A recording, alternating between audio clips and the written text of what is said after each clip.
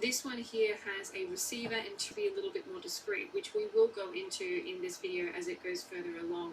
It gives you a few different connection types via the leads. You've got one that can be attached to an older phone, like an iPhone 14 or below, and then you've got the USB-C options as well there.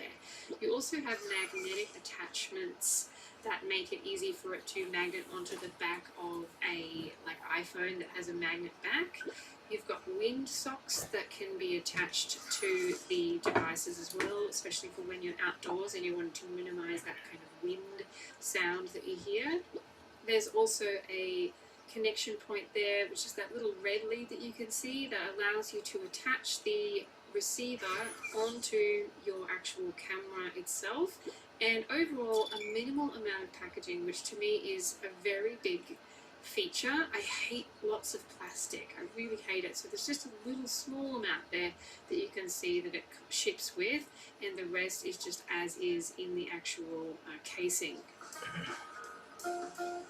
This one here that you can see is the actual receiver, and then there are two transmitters next to it. So we've got two microphones and then a transmitter. This is perfect if you're wanting to do a host and guest type situation, and it makes it very easy to work with. You can see via the receiver when you're getting an audio level. As you can see, I'm talking into one now and it's showing up on channel 2.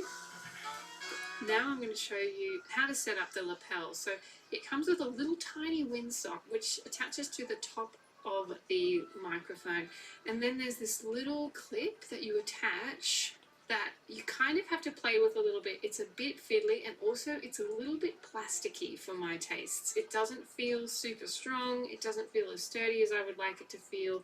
Lapels are always a little bit fiddly just because you're working with such a small device.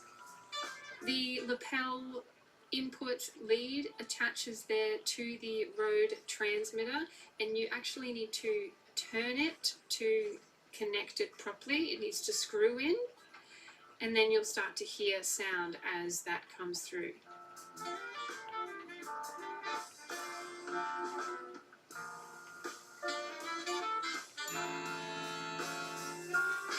Once it's all attached like that, you will see that the receiver starts to show signal. And now we're going to switch to the actual audio that has been recorded at the time, and you'll be able to tell how it sounds as it gets closer and where I position it. It's a bit far away. I've got the lapel sitting here on the table now. And now we're going to connect this through to myself. You want to put it to the side as much as you can. Don't put it directly underneath you if it's a lapel, just because that's not naturally where your voice sort of falls. It's going to sound best like right here because it's right where your mouth is, and that's going to sound good, but this isn't really the best use of this as well. You see a lot of people doing this on sort of TikTok to get the best sound, but if you were actually micing up someone for an interview, they're not going to stand or sit there with a tiny little mic like this and hold it. It's just a bit silly. So you've got to attach it to something.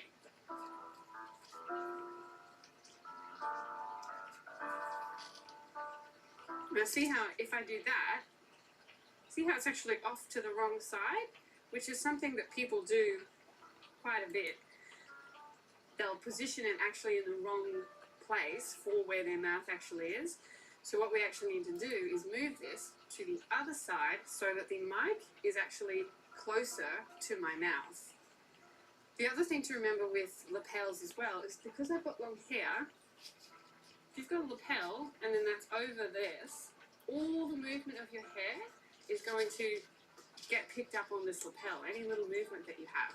So if you've got someone you're working with which does have long hair, you need to move the hair and make sure that it stays away. So now we're going to position this again, and we're going to move it around to the place that's going to be much better suited, and then you can hear, hopefully, the differences between the wrong side and the right side.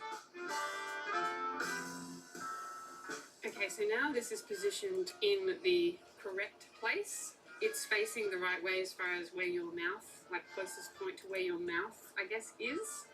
If you have to attach it to something, you definitely don't want to attach it low, like on button up or something and put it too low, because again, it's just too far away from the actual source, which is the mouth, to actually hear properly. So this is probably the best of what I would say is kind of a bad situation as far as lapels go, because they're never perfect. Because they have to be positioned like here, you can't get the best quality sound from it, but this is the best way to do it. Now the other thing that you can do with the lapel to even make it sit better is, see at the moment, the cable is actually outside of the clothing. And so instead of doing that, what you can do, and what you'll see people do in TV and for interviews, is if we take this off, you actually chase it underneath the clothing.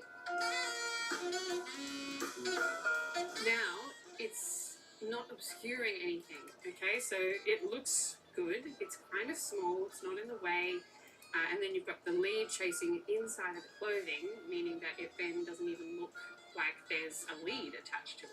This is the best way to have a lapel attached to you or to your guest.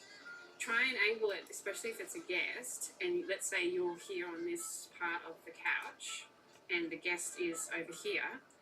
If you've positioned it here, they're talking to you here, okay, so they're looking at you. That's the best, because their mouth is actually even closer from that position.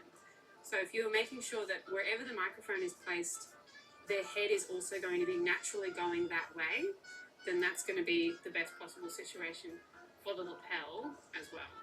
Now at the moment, I just have the transmitter on my actual lap, so you can see over here. Hello. If they were standing up, or if you wanted to be standing up and you wanted to attach it to something, then the good thing is that this lead is quite long, so you can attach it to wherever you want. I'll put it on my pocket like that. Okay. And then because I'm wearing a poncho, I think it's this poncho. I mean, it's impossible to be happy in a poncho. Because I have a poncho on. Okay, the transmitter is in here. We've got a little bit of this lead coming out the bottom. Okay, I can bring that in.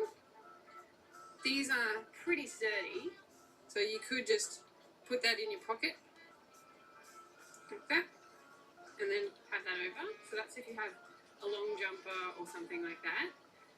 The other thing that you can do is actually take it around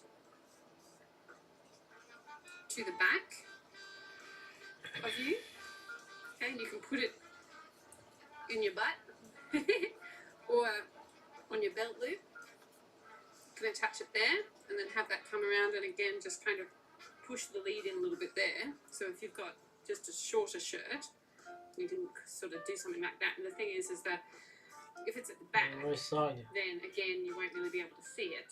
You can actually chase it through the back of your clothing and all the way through to here as well, so that the lapel is really very minimal and it's still capturing a really good quality sound. The other thing that a lot of people do is they actually don't use the lapel at all. They actually just use this, and which you can do. I don't think it's as good. It's a little bit more fiddly to do exactly what I just did there, but this is the most sort of low-key version, right? So that it's not very noticeable that you have a mic actually attached to you. If you unplug this now, so if we swivel this around and take it out, you hear the change. I still think this is the best place a different sound, because it's to just mount the my mic that's actually on this. And you can actually see the mic wireless here. microphone. That there is the microphone when there's nothing attached to it. Fuck it. But it's a bit chunky, isn't it? And so you can do this if you want to, and you will see a lot of people on TikTok and Instagram and stuff just using this like this and talking into it, which again I don't love, because it's just this big bulky thing. You also see people attach these to their hats, and I'll do like a separate video on how this all sounds when you attach it to different places. But for right now, I just wanted to show you that you cannot use the lapel at all, or you can just use this actual transmitter itself, and you can just clip it on. Again, always put it off to the side. Don't put it here. And then you have this attached, but you can see how It's a lot here. You can't really hide this at all. It's just this big thing. And it also kind of dangles. It kind of flips forward a bit. Unless you've got something on that there's a lot of pull to it, like a lot of tension, you're going to have that situation where it kind of flops, which means it might not even get the best quality sound because it is flopping forward. So just be aware of where you're attaching this to if you want to just run with this. Now we're in the Botanic Gardens and there is not much noise, so you should be able to hear me really well. And there's a massive tree in the background.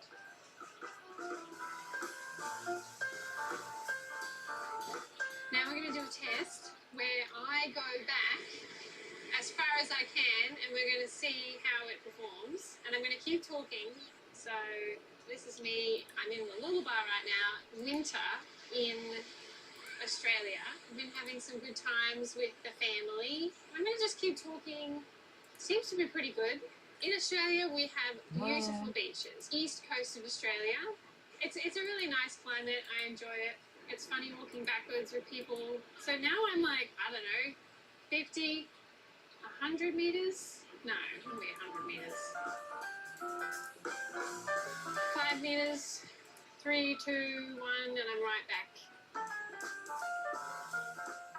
Okay, now we're testing out this microphone on a train. It is floppy. I'm listening to how much of the train you can hear versus how much of me you can hear. The train isn't particularly noisy. Yeah, someone talking in the background is good.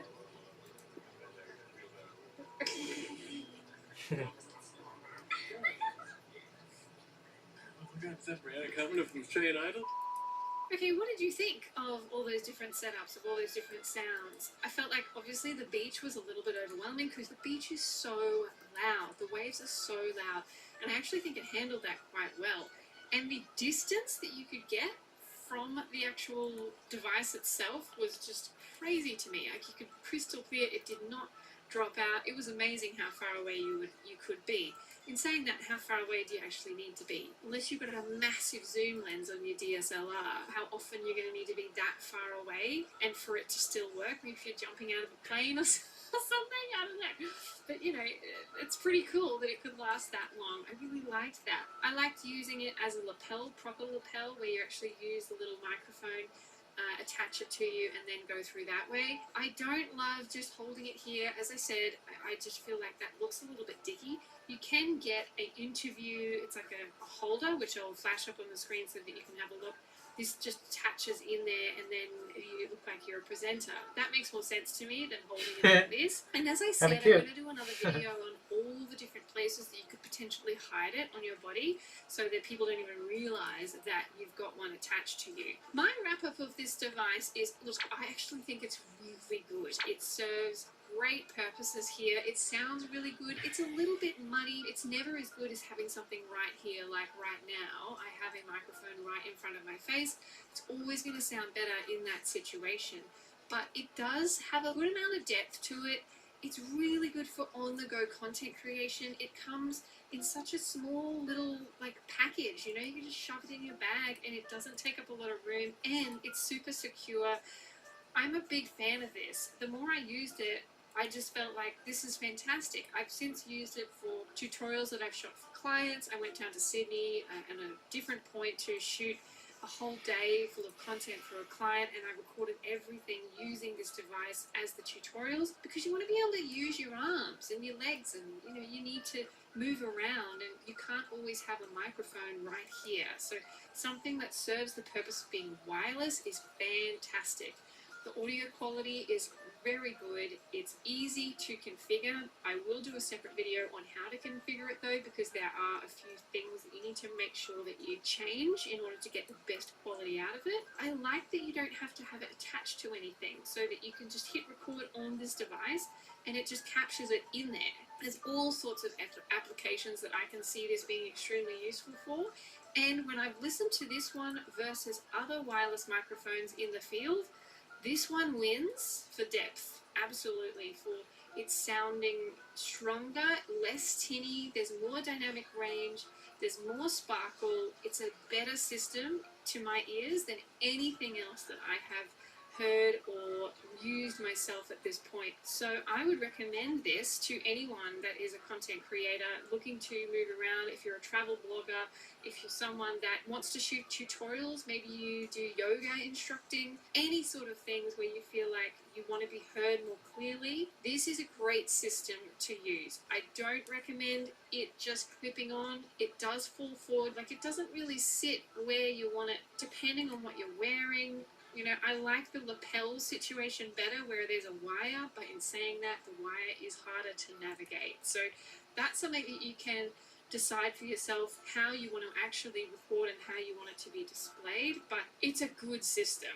And I only say things are good if I really believe that they are.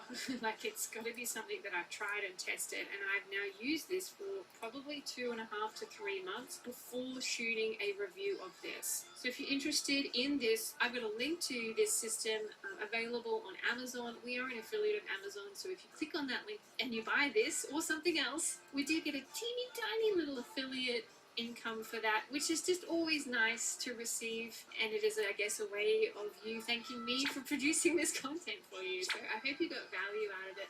Let me know what you think.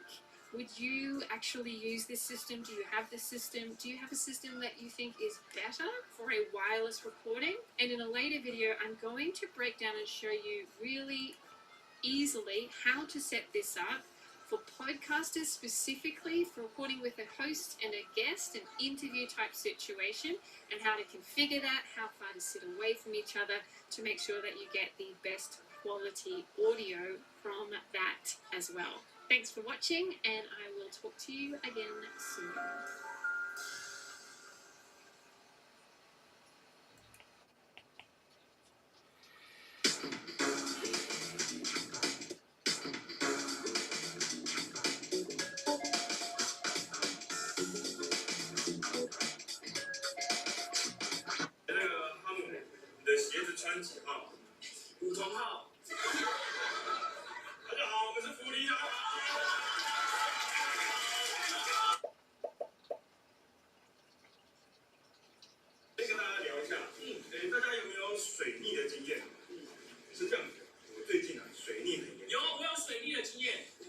开场哦，我每次去游泳的时候啊，都会被水呛到。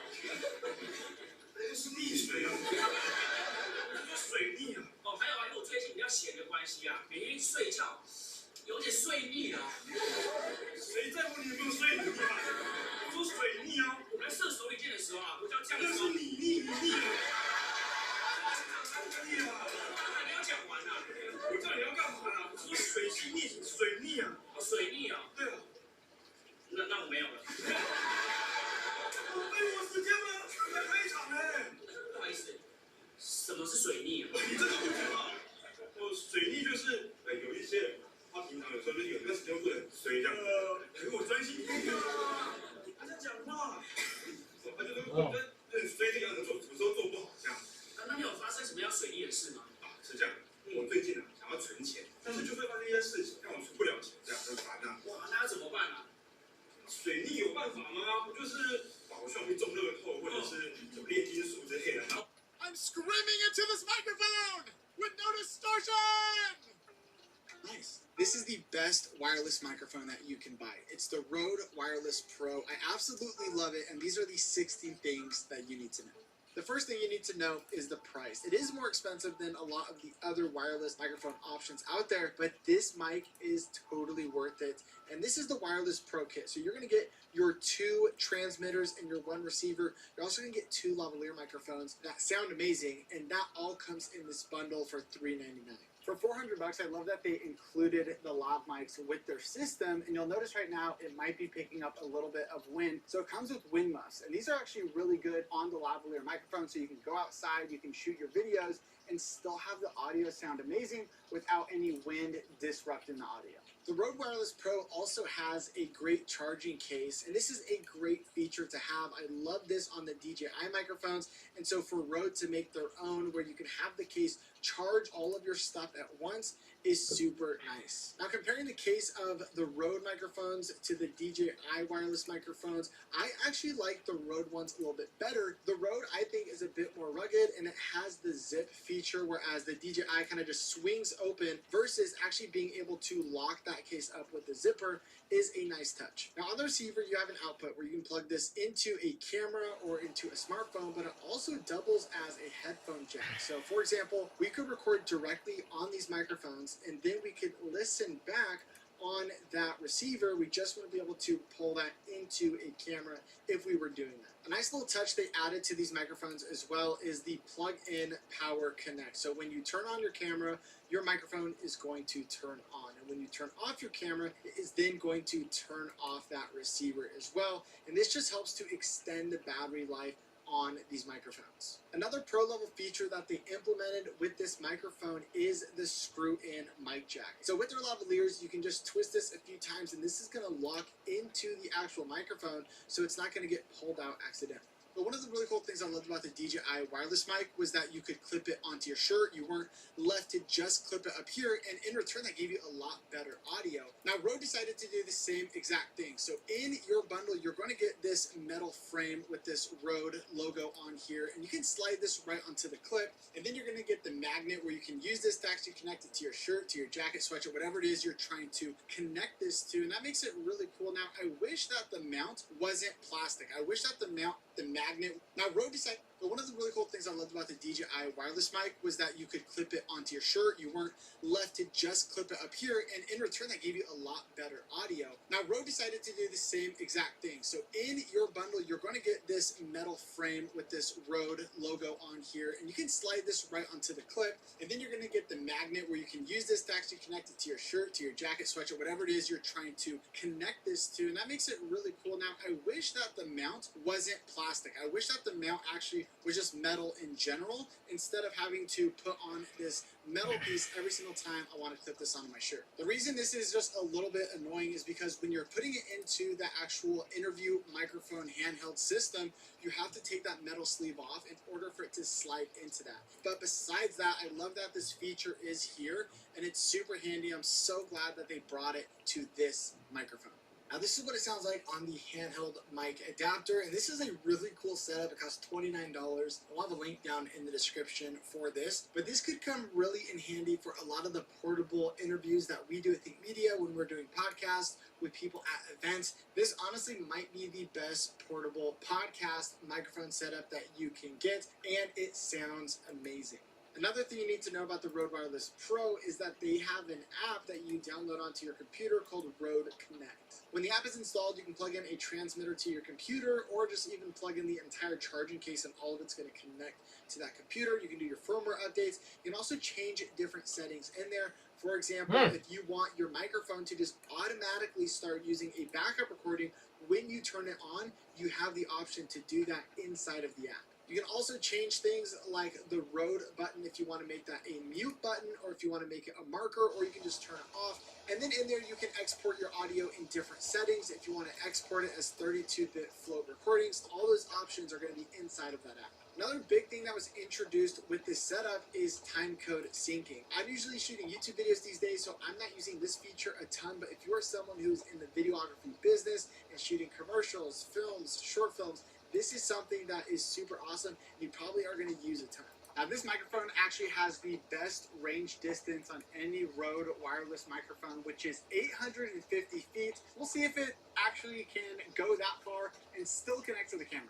0.04 miles, which is already, I'm like so far away from my camera. I'm at 0.1 miles. I am so far away from the camera, you probably can't even see me at all. This is like 2 baseball fields that you can walk away from your camera and still have audio picked up, which is absolutely insane. At the end of the day, I am never going to use it that far away from my actual camera, but it's nice to know that actually it could connect as long as I was visible to the actual receiver. This microphone also has onboard recording, so you can just press record on the transmitter. When you hit record, you're going to have up to 40 hours of recording. This is a must-have feature when it comes to wireless microphones because sometimes when you're recording onto your camera, it's going to glitch out and kind of drop out, and you're going to lose some of that audio. And so having that backup file is a must. For a lot of us, we are going to use this with a camera or a smartphone where it's actually going and recording onto the video file on our camera. And they have this thing called the gain assist technology that actually is really, really good.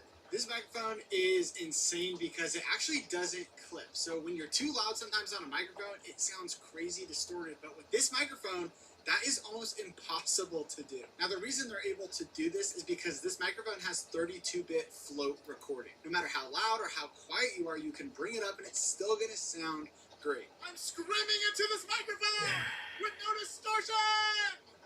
Nice. Now, the best part about this is that you don't really need to set levels. Everything can just stay on automatic settings and it's going to sound really good and you don't have to worry about clipping. If you're a video shooter, imagine this kind of as like raw video. You can change all of the settings later. You can recover your highlights. And the same goes here with this audio. You can just recover everything later and it's still going to sound amazing. Now, you have the options to go in there and manually adjust the settings, but honestly, I don't think I'm ever going to do this because of how good this gain assist technology is. Now, even though it does an amazing job, they still have a safety recording feature where basically it's going to record one of your channels. You have your left channel and your right channel. One of those is going to record a bit quieter. So if you are really loud, it is for sure not going to peak. And so it still is nice to have that option there, especially if you are filming something like a wedding or something very special where you really need to make sure you get it right. It's nice to have that peace of mind. And at the end of the day, that makes this so easy to use. So if you're just getting started in audio, you don't want to mess around with a bunch of settings, you can trust that this microphone is going to do the job for you. It's going to sound good and it's not going to ruin your audio. Now, lastly, and the most important thing about a microphone review is just hearing how this microphone sounds. And right now you're listening to the Rode Wireless Pro, which I've been using this entire time. And previously, my favorite wireless microphone was the DJI wireless mic. And so I want to compare this microphone with that one so you guys can hear which one sounds better. This is an audio comparison of the DJI wireless microphone versus the Rode Wireless Pro. And when it comes down to getting a microphone, a lot of us use these microphones just like this, where we clip it onto a shirt, we might hold it like this, or use it in some fashion where we're using the onboard microphones because they just sound really, really good. But which one sounds better? I'm curious what you guys think. Let me know down in the comments below.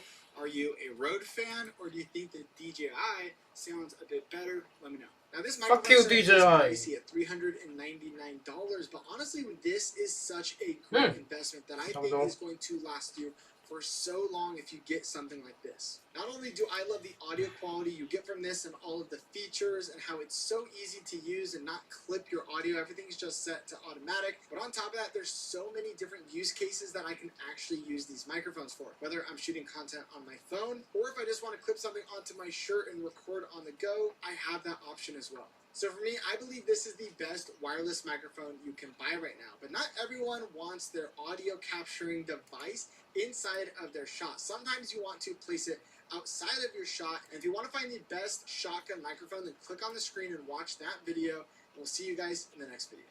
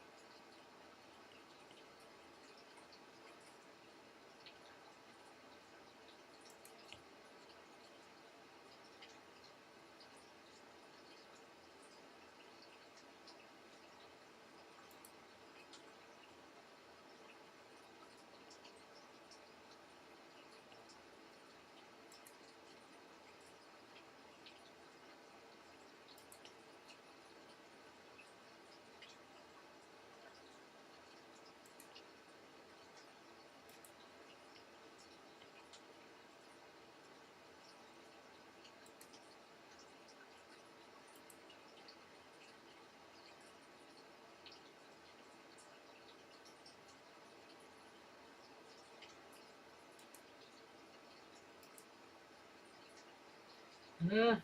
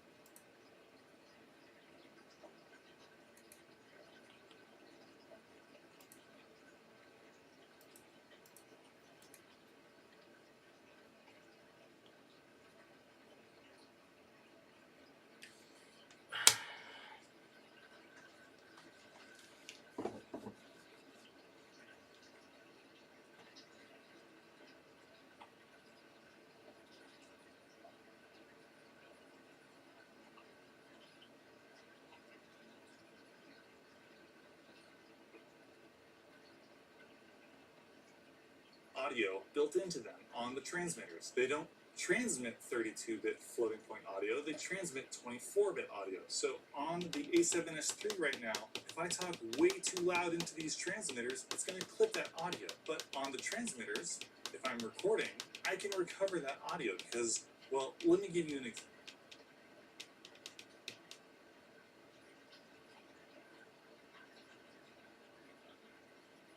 I'm just going to talk really, really quiet. This is an actual whisper. I'm being extremely quiet right now. Or I can just scream as loud as I possibly can. I can get all that audio back from the transmitters because with 32-bit floating point audio, you can recover the loudest noises or the quietest noises. You just gotta drag them a little bit. And the thing about the built-in little microphone on the transmitter itself is you don't actually have to start recording for it to transmit sound to the receiver. It turns on as soon as you take it out of the little charging case, and then as long as you've got the receiver plugged into your camera, you'll be recording audio onto the actual camera itself. Hitting that button to start record just starts recording that 32-bit audio onto the transmitter itself. And the audio quality on this thing is fantastic. I do think that the shiny little glossy transmitter looks kind of goofy, but it's pretty popular now. A lot of people are using it. You've probably seen it all over TikTok, if you're into that. It also comes with a cable so you can connect the receiver to your iPhone. And I like that both receivers go into the transmitter, so if you wanted to just get this little kit to do some quick interviews with people, you can do that. Now, if you've made it this far into the video, I appreciate you. And so what I'm doing is I'm just going to give away this preset that I usually sell for $10. And that's how I make all my audio sound amazing. Kind of like what I showed you in that sponsored test message. You just have to download it. There's a link to it. You can find it, let's call it the Tommy Special. There's a link to it in the description of this video. Use it with Adobe Audition, and then it'll make your audio go from sounding like this to sounding like this. That's really all you need to know about these things, and I think they're really exciting. You can use these if you're an amateur, or you can configure these if you're a pro. You can make it so you have a safety track on the left channel, or you can make it so only the left channel goes for one transmitter and the right channel goes for the other transmitter. So you can even plug in 3 microphones. You can use the receiver as an additional microphone. You can plug a microphone into it and then use the USB-C out. These things are insanely configurable, and I'm not going to go over all the options. All I went over is the things that make this interesting to me. And if you want to pick up your own Rode Wireless Pro, there's a link to where you can get it in the description of this video. It's only $400. I had to spend thousands of dollars to get a decent rig to set up 32-bit floating point audio. But now you can get it for $400 from Rode and you get 2 transmitters. You can also plug in other microphones, like I've got the Rode Wireless Go 2 here. Now I've got a little wireless 32-bit floating point audio shotgun microphone setup, and this sounds fantastic. So if you want to pick up the Rode Wireless Pro, there's a link to where you can get it in the description of this video. And again, if you've got an idea that's worth $100,000, send over to Artlist. And again, thank you Artlist for sponsoring this video, and thank you Rode for sending out the Wireless Pro. It's actually a fantastic tool that I will be integrating into my regular video workflow. Thanks for watching. If you're into this stuff, make sure you're subscribed, and I'll see you in the next one. Peace.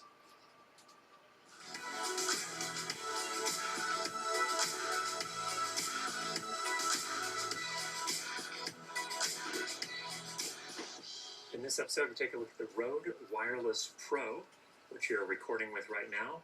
And let's first get you some audio samples that are completely unprocessed. It was easier to know it than to explain why I know it. If you were asked to prove that 2 and 2 made 4, you might find some difficulty, yet you're quite sure of the fact. It was easier to know it than to explain why I know it. If you were asked to prove that 2 and 2 made 4, you might find some difficulty, and yet you are quite sure of the fact.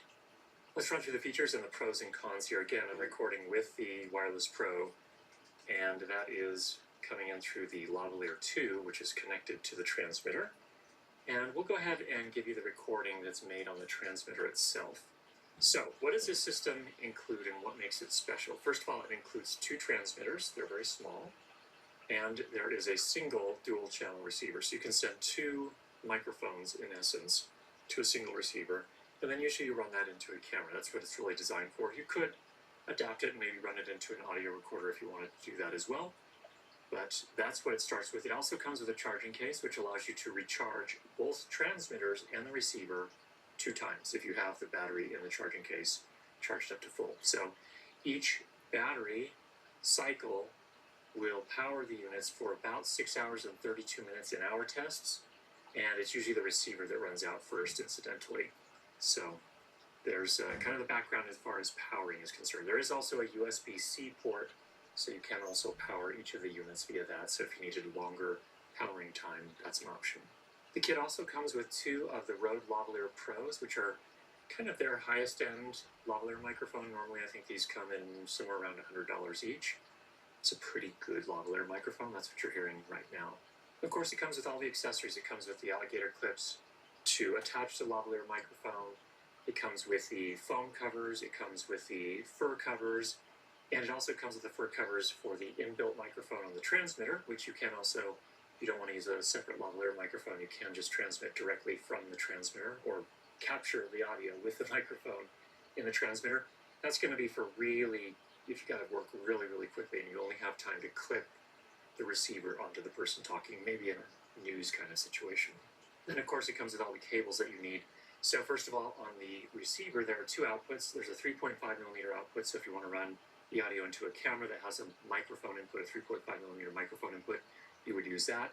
And then it also has a USB port, USB-C, and you can run that out into either a computer or a mobile device, whether that be iOS or Android. It comes with the cables, both Lightning and USB-C, so regardless of which generation of iOS device you have or whether you have an Android phone, it's got you covered.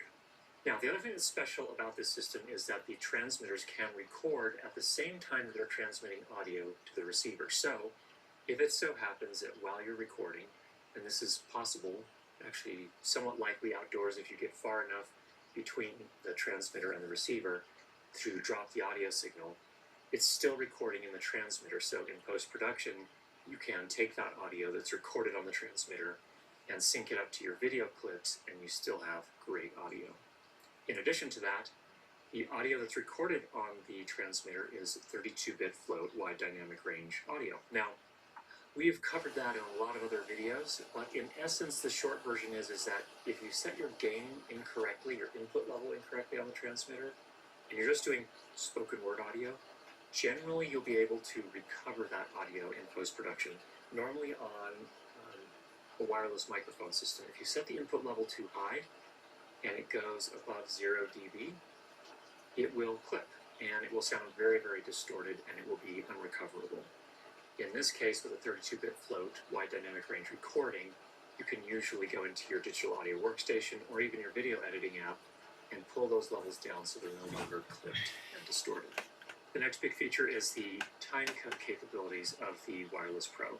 Now, the receiver has in it what is called a temperature compensated crystal oscillator. That's a fancy name that refers to a very, very accurate clock. In fact, this clock is so accurate that over the course of 24 hours, with its specification of 0.5 ppm, it's an accuracy specification, it should still be in sync down to the individual frame. So it counts out minutes, hours, minutes, seconds, frames.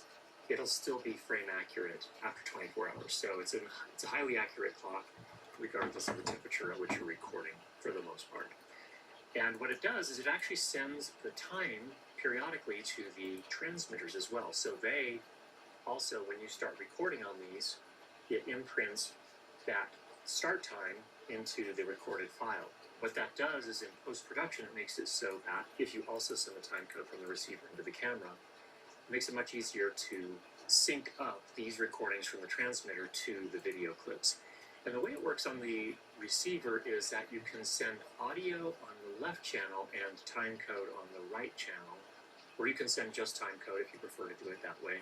But it gives you a variety of different options of how to get that time code into your camera. Now, if you're recording with the time code going into your microphone input on your camera, you will have to convert that video clip in post so that it recognizes, so that your video editing application recognizes that time code as actual time code. It has to actually do a conversion. You can do that in DaVinci Resolve. You can do that in another app called Tentacle Sync Studio. Avid Media Composer also has the ability to make that conversion. Those are the main apps of which I'm aware that can do that. So just to give you a little bit of an overview of how timecode works with this particular system. Now, there are some limitations. It's not a full-blown timecode generator in terms of being able to receive jam timecode from another device to the receiver. It doesn't do that, at least not yet at the time of the review. It will allow you to jam other timecode devices from the receiver. So for example, if you have one of the Blackmagic Pocket Cinema cameras, you could jam sync those. The reality is though, if you don't leave it connected to that camera's going to drift actually quite quickly in my experience. I have both, I have the 4K and now I have the 6K pocket camera, and those tend to drift quite quickly. So it'll get you in the ballpark if you don't leave it connected, but if you do leave it connected and feed timecode the entire time, then you should be good to go for sync. Another change on the Wireless Pro is that you can now make most of the changes on the receiver itself. Of course, you can still connect it via USB to a computer or a phone, a mobile phone, and make changes on the Rode Central app. And in fact, it's a little bit easier. Actually, it's quite a bit easier, to be honest. It's a pain to have to connect it to a device to be able to make those updates, but it actually is a much easier app to use. I found that changing the settings with the buttons was a little bit, it's like you have to study the manual to make it work. It works. Wasn't the most intuitive to me personally. It is possible on the receiver, which is an upgrade from the Wireless Go 2. Now, if you're not using the 3.5mm output on the receiver, say you're sending audio via USB to a phone or a tablet, you can use that 3.5mm output on the receiver to monitor with headphones. So that's a nice feature if you're using a mobile device. One other option is that you can record a safety channel. That is to say, you can make the recording from one of your transmitters at a lower level so that if things get louder than anticipated, they will not clip. So that's another option if you prefer to work that way. Now, this is called the Wireless Pro, but I will say it is transmitting via the 2.4 gigahertz band. That's an unlicensed band, meaning that you don't have to have a license to send radio signals within that band. It's the same frequency that's used by Wi-Fi and Bluetooth. And it's a frequency that's pretty saturated in some places. Like if you go to a stadium where there was a game or a concert, there's probably so much 2.4 gigahertz wireless activity there that the system may struggle. And I think Rode's answer to that is that you can record in the transmitter, so if you do drop the signal, it's not a big deal. You can always sync it in post from the recording made on the transmitter. But it's important to keep that in mind. Now, how far can you transmit with these? Rode says up to 260 meters. Here's my experience. With 2.4 gigahertz, it does pretty well indoors if you don't have a ton of Wi-Fi around, other Wi-Fi. And that's going to be most environments. It's not going to be a huge problem. Even in office environments, I haven't generally found it to be a problem. It is potentially a problem, like I said, if you go somewhere where there's a ton of Wi-Fi activity, like where there's a lot of people, tons of people, convention show floors, stadiums for concerts or sporting events.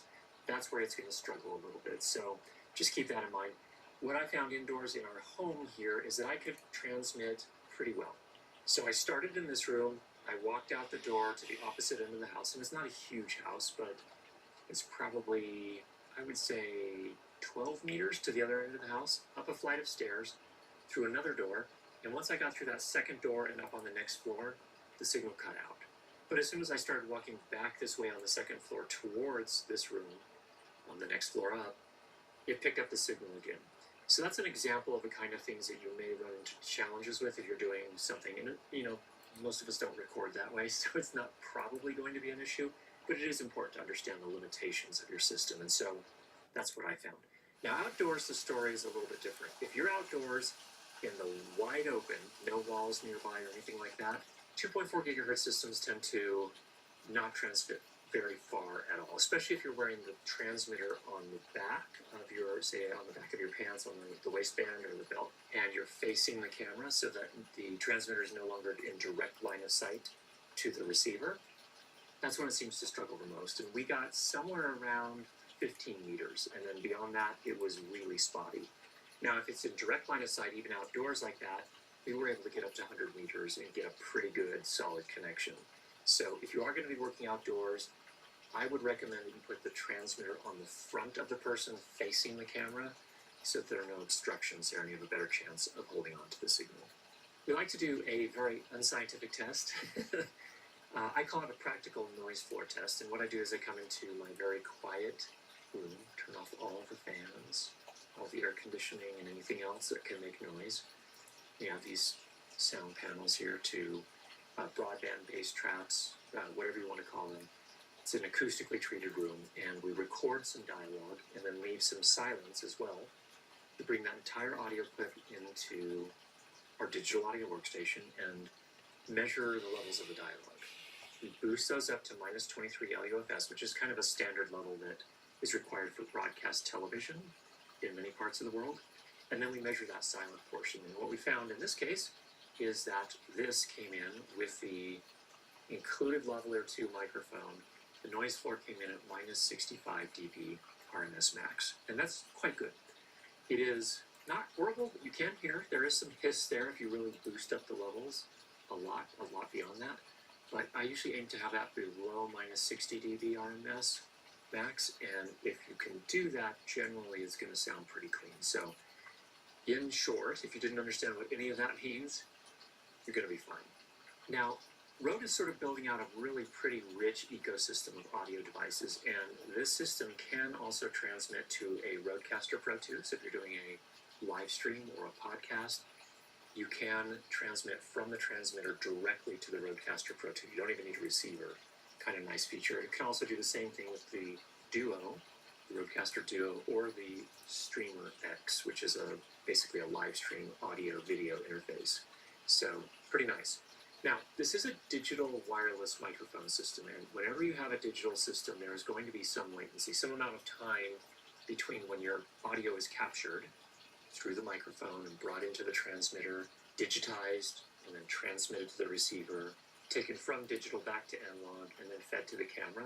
That takes some time, and in this case, it's 6.3 milliseconds that it takes. So if you're recording with wired microphones into a wired microphone into your camera plus this system, they may be just a little bit out of sync. Not something that most people will notice, but just be aware of that there is a little tiny bit of latency. I don't see it as a problem, but just so that you're aware. The kit comes with a 2-year warranty if you register it with Rode after you purchase it, and the pricing is $399 for the entire kit at the time of this review. Now, no product is perfect. Let me talk about a few things that occur to me in regards to this product. Number one, it has inbuilt non-user replaceable batteries. I will not stop saying this. Rode, I love you, love your products. I would implore you to have a battery replacement program or something to address that. There's going to be way too many of these that end up in landfills, and that's not a good thing. Second, the lavalier clips that come with it to hold the lavalier and something, this product. Number one, it has inbuilt, I don't see it as a problem, but just so that you're aware. The kit comes with a 2-year warranty if you register it with Rode after you purchase it, and the pricing is $399 for the entire kit at the time of this review. Now, no product is perfect. Let me talk about a few things that occur to me in regards to this product. Number one, it has inbuilt non-user replaceable batteries. I will not stop saying this. Rode, I love you, love your products. I would implore you to have a battery replacement program or something to address that. There's going to be way too many of these that end up in landfills, and that's not a good thing. Second, the lavalier clips that come with it to hold the lavalier and to attach it to clothing they're a little bit fiddly, to be honest, and they don't hold the microphone very firmly. There have been multiple occasions, especially when I put the fur cover on when I was working outside, the lavalier microphone just popped right out of the clip and just sort of ended up dangling there. I'd love to see that design for the clip improved in some fashion so that it doesn't run a risk of falling off like that. As I mentioned before, some of the buttons, combinations, and things that you'd use to set the settings on the receiver are not super intuitive. I found it a little frustrating, to be honest, but if you read the manual and you do your homework, you'll be able to figure it out. It's not difficult, but it's not something that I just remembered. I have a lot of other devices that I have to remember how they work. I don't need another device where I have to remember a bunch of stuff like button combinations I need to press to make adjustments. I'd love to see that simplified in some fashion. For example, as a comparison, the DJI mic system has a touch screen, which makes, I think, setting those settings a lot simpler. And then finally, just a note, I wouldn't say this is so much of a con, but just to be very clear about how timecode works on this system, is that you can send timecode one of two ways, out of the 3.5 millimeter output on the receiver or via USB on the receiver. If you're using the 3.5 millimeter output, it's an out it's an output, it's not an input. So you cannot take another timecode generator and then attach the receiver from the Wireless Pro to that and have the Wireless Pro read timecode from that other timecode generator. So just so you're aware, for those of you that have a timecode workflow, it's not possible, at least at the time of this review, to jam the Wireless Pro receiver to another timecode device. It just works one way. In other words, you can only get timecode out of the Wireless Pro receiver. Most common questions I think we're going to hear are, how does this compare to two other systems? Number one, the Rode Wireless Go. And I would say the two main things that stand out to me is that you can record on the Pro in 32-bit float, whereas the Wireless Go 2 only recorded in 24-bit. Now, I know some people are going to say, no, I can actually export in 32-bit float. You actually can, but it's still a 24-bit recording, just so that you're aware, on the Wireless Go 2. On the Pro, it's an actual 32-bit float recording, so that will help you bring those levels down in post if you need to address any clipping or distortion issues if you set the gain inappropriately. Works, I would say, with Spoke. One of the best new features of the Wireless Pro microphone system from Rode is its advanced timecode capability. But what exactly is timecode? How does it work? And most importantly, how is it useful for you? In this video, we're going to lift the lid on the Wireless Pro's timecode feature and how it can help you streamline your workflow. If you're a content creator, when it comes to post-production, you may have encountered sync issues. This is when your audio doesn't exactly line up with your video, making it look weird, like this. This is where timecode comes in. Timecode is a media synchronization system that helps to ensure all your clips line up perfectly on your timeline, saving time and ensuring your content is always perfectly in sync. So how does it work, and when can you use it? Sync issues are something you are most likely to experience if you record audio separately from your video. For example, if you're using the Wireless Pro's onboard recording feature so that you can take advantage of its ultra-high quality 32-bit float audio. Using this feature will mean you always have a perfectly clean backup of your recording, but of course, this will mean you'll have to align the audio recorded onto the transmitter to your video in post-production. There are several automated tools that can help with matching clips, but none of them are perfect, and often you can end up spending hours painstakingly nudging clips around on your timeline to get them to sync properly. This is where timecode becomes useful. Timecode essentially labels every clip the exact time it started. These timings are frame accurate, which means clips can be perfectly aligned even if your devices started or stopped recording at different times. So if you started your audio recording after your video recording, when you add them to your edit timeline, they will snap into the correct position. This is because your software can accurately match the timecode of each clip and ensure they have the correct offset. This is a huge time saver in post-production and is a standard in professional filmmaking. But how does this work on the Wireless Pro? There are a number of different timecode modes you can use with the Wireless Pro, but in principle, they all work in the same way. You set the Wireless Pro to output a timecode signal. This is the code that represents the exact time and frame. You then need to ensure this is recorded to all your devices. The Wireless Pro receiver will automatically send the timecode to the transmitters so that the recordings on your transmitters will have timecode on them. But you need to manually record the timecode onto your camera so that your video also has the timecode sync information. There are several ways to do this depending on the type of camera you have. I'll show you the simplest option. Manually record the time that represent different timecode modes you can use with the Wireless Pro. The standard in professional filmmaking. But how does this work on the Wireless Pro? There are a number of different timecode modes you can use with the Wireless Pro, but in principle, they all work in the same way. You set the Wireless Pro to output a timecode signal. This is the code that represents the exact time and frame. You then need to ensure this is recorded to all your devices. The Wireless Pro receiver will automatically send the timecode to the transmitters so that the recordings on your transmitters will have timecode on them. But you need to manually record the timecode onto your camera so that your video also has the timecode sync information. There are several ways to do this depending on the type of camera you have. I'll show you the simplest option, which is recording it via the audio input. The first thing to ensure is that all your devices are set to the same frame rate. This is important, as timecode works by identifying the exact frame position of each video. Timecode is divided into 4 identifiers: hours, minutes, seconds, and frames.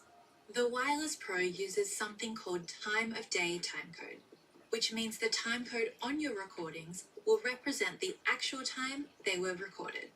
As I said earlier, it's really important to ensure that all your devices are set to the same frame rate, including the Wireless Pro. So if you're shooting at 30 frames per second, ensure this is set on the Wireless Pro, your cameras, apps, and other recording gear. And watch out for other frame rates such as 23.98 or drop frame, as even a slight mismatch will cause issues later in post-production. In this example, the mode you will need to set on the Wireless Pro is Mode 1. Connect the Wireless Pro to your camera as usual, using the included 3.5mm cable. What this mode will do is send the timecode into the camera on the right audio track, and the audio from the transmitters into the left audio track. So how does this work, and how is the timecode sent over the audio output? It's encoded into an audio signal that sounds like this.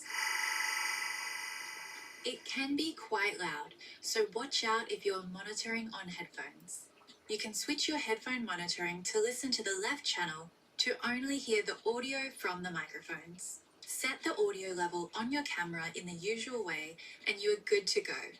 Your timecode will be recorded alongside both your video and audio recordings, keeping everything locked in sync. If you are using several cameras, you can jam sync them. This is where you use the Wireless Pro receiver as a master clock to sync the internal timecode generator on each camera.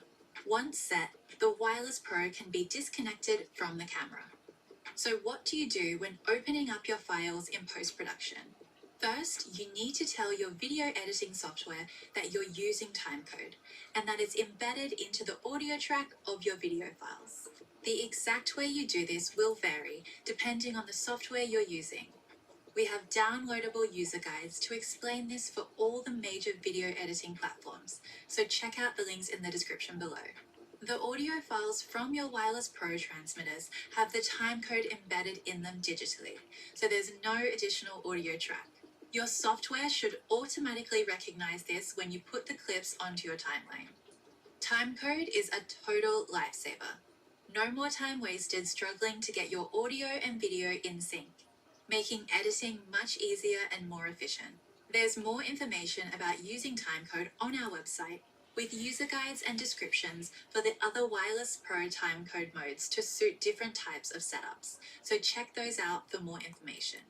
Hopefully that's helped you to understand how timecode works and how it can be useful to you.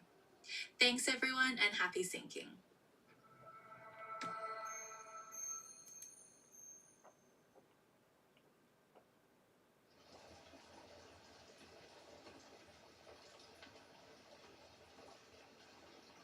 北跟 Seven 打工，不，你确定？你怎么知道我不是？你要先给我1000亿，然后你才可以验证这个事实啊！你有1000亿，你绝对不会去 Seven 打工，你就什么都不会做了。我会开 Seven，就是2了吧？2。来，我如何理解和描述一件事情？我更喜欢按照事情本身的真实情况来理解它、还原它、描述它。我更多的关注是它是怎样的。2，我更喜欢用隐喻、类比，我侧重于它可能是怎么样。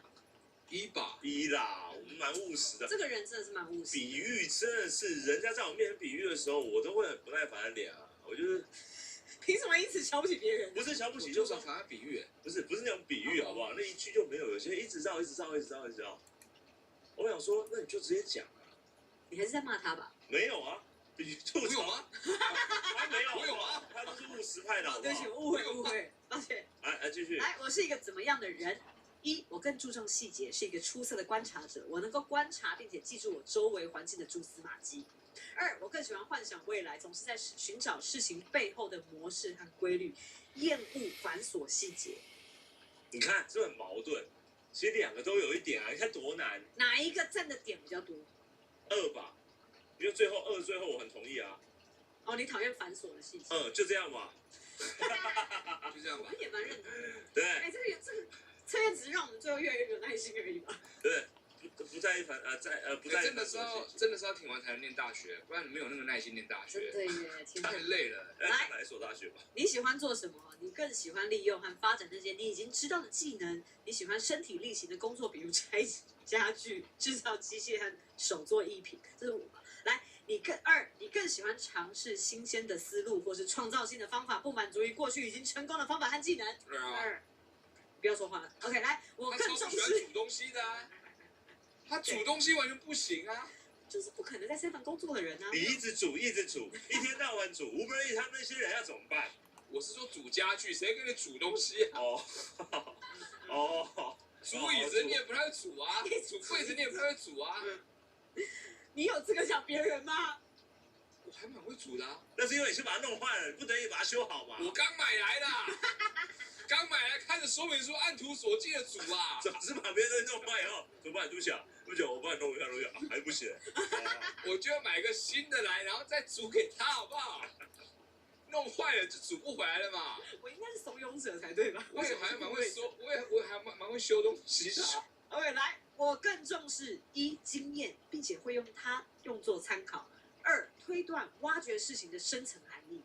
这两个不是要一起用的吗？这两个好像冲突哎。你推断深层含义的时候，你当然秉持了自己前面的经验或他人的经验呐。你出题的大学有毕业啊？没有，第一个就是我会以之前的经验为主，第二个就是我会想要再挖的更深，可能我的经验不是一个参考价值。想新方法还是用既有的？对，我觉得还是一啦，多多少少有经验让开创。真的吗？丧失经验的开创不就是废掉了吗？好，二。你不喜欢照别人的做法做啊？有吗？我吃泡面也是打开然后泡了3分钟啊，一样啊。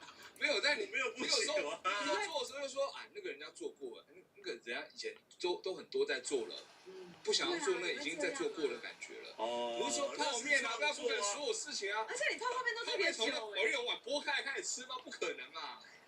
所以我不全然在讲工作的事情嘛。来听别人说话时，一，我可能不擅长理解他人的暗示、推断和隐喻。凭什么？你也太武断了一点吧！你他妈你个性真是展露无遗你。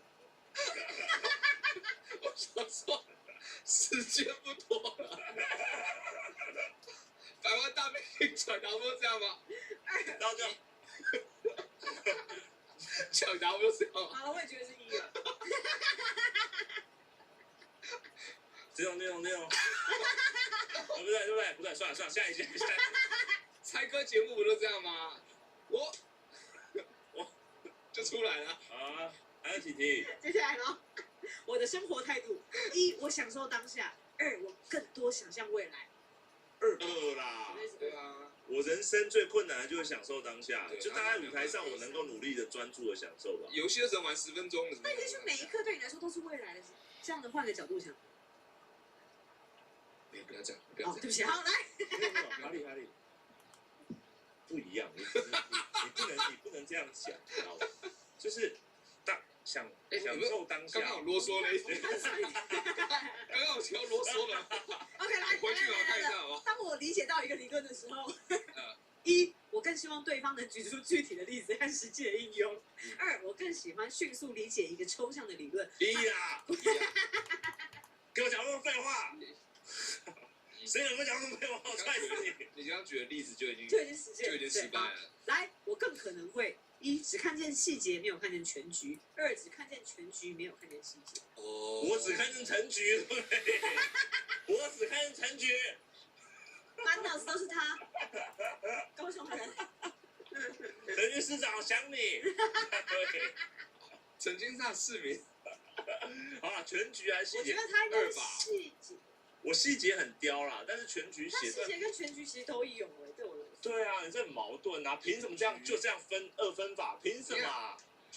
全局是写一个段子，细节是把台词背起来。才不是那纯是记忆的问题好，全局 OK 好，来，我平时喜欢客观的、逻辑的思考问题和做出决定。2总会考虑我说的每一句话和每一个举动对他人的影响。1吧。1啦，我手一伸打到阿嬷了，我还考虑别人的影响啊。走夜市的时候可以叫封他喉了。来，我喜欢辩论吗？1不喜欢，我害怕冲突和伤害别人。2对。啊，我喜欢吗？哎，等一下，我是一个怎么样的人？我靠！我是一个怎么样的人？你们不好好讲话，传达出你们正确的东西，还要别人说请问，然后你是这个意思吗？所以不对哦，应该不是这个意思，你应该要说什么？人家想要跟你辩论吗？人家只想要把事情搞清楚，好不好？我是一个怎么样的人？我很有同情心。但你会想要说清楚嘛，对不对？那为什么人不想要说清楚啊？有时候有人会说我有点情绪化。OK， 2我很冷静理性，不擅长。我很冷静，我很理性，不擅长体悟他人的情感和需求。哎，我算是可以体悟哎，有没有不冷静又不体悟？哎，等一下，你们会不会开始报复了吧？不可以把做题目的不耐烦发泄在我身上吧？不冷静又不体谅他的需求的，我有体谅需求吧？打电动的时候你呢？冷静和体会需求选一个，没有办法，这题没办法两全其这个真的美。很难，这题对不起。啊，你们说，我来听听看你们心意是什么？哎，说他点什么2吧？2什么？我很冷静，然后后面呢？没有了。那就是我这边写什么 ？OK， 我有时候可能会1过度注重客观事实而不近人情；2过度为别人考虑，甚至被他人利用或欺骗。1啦，1呀，谁敢骗我啊？骗我是 Scott Robertson。灭了你！他是真的会灭人。好暴力哦！来表达自己的想法的时候，别人的喜欢和称赞对我来说很重要，所以我会因为担心别人不认可而隐藏自己的想法。2我喜欢直接坦白的表达自己的想法，不管别人看我观点是否一样。屁呀！我明明就很在意，你们都不知道我洗，你们都不知道我回家洗澡的时候，我都会大叫吗？我一边洗澡的时候啊，我会回想到我当天我在台上哪里表现不好，或者是跟陈达开会的时候，看，不要很烦。那是在跟，那你还是比较两者比较注重。我很在意，你们真的太过分了。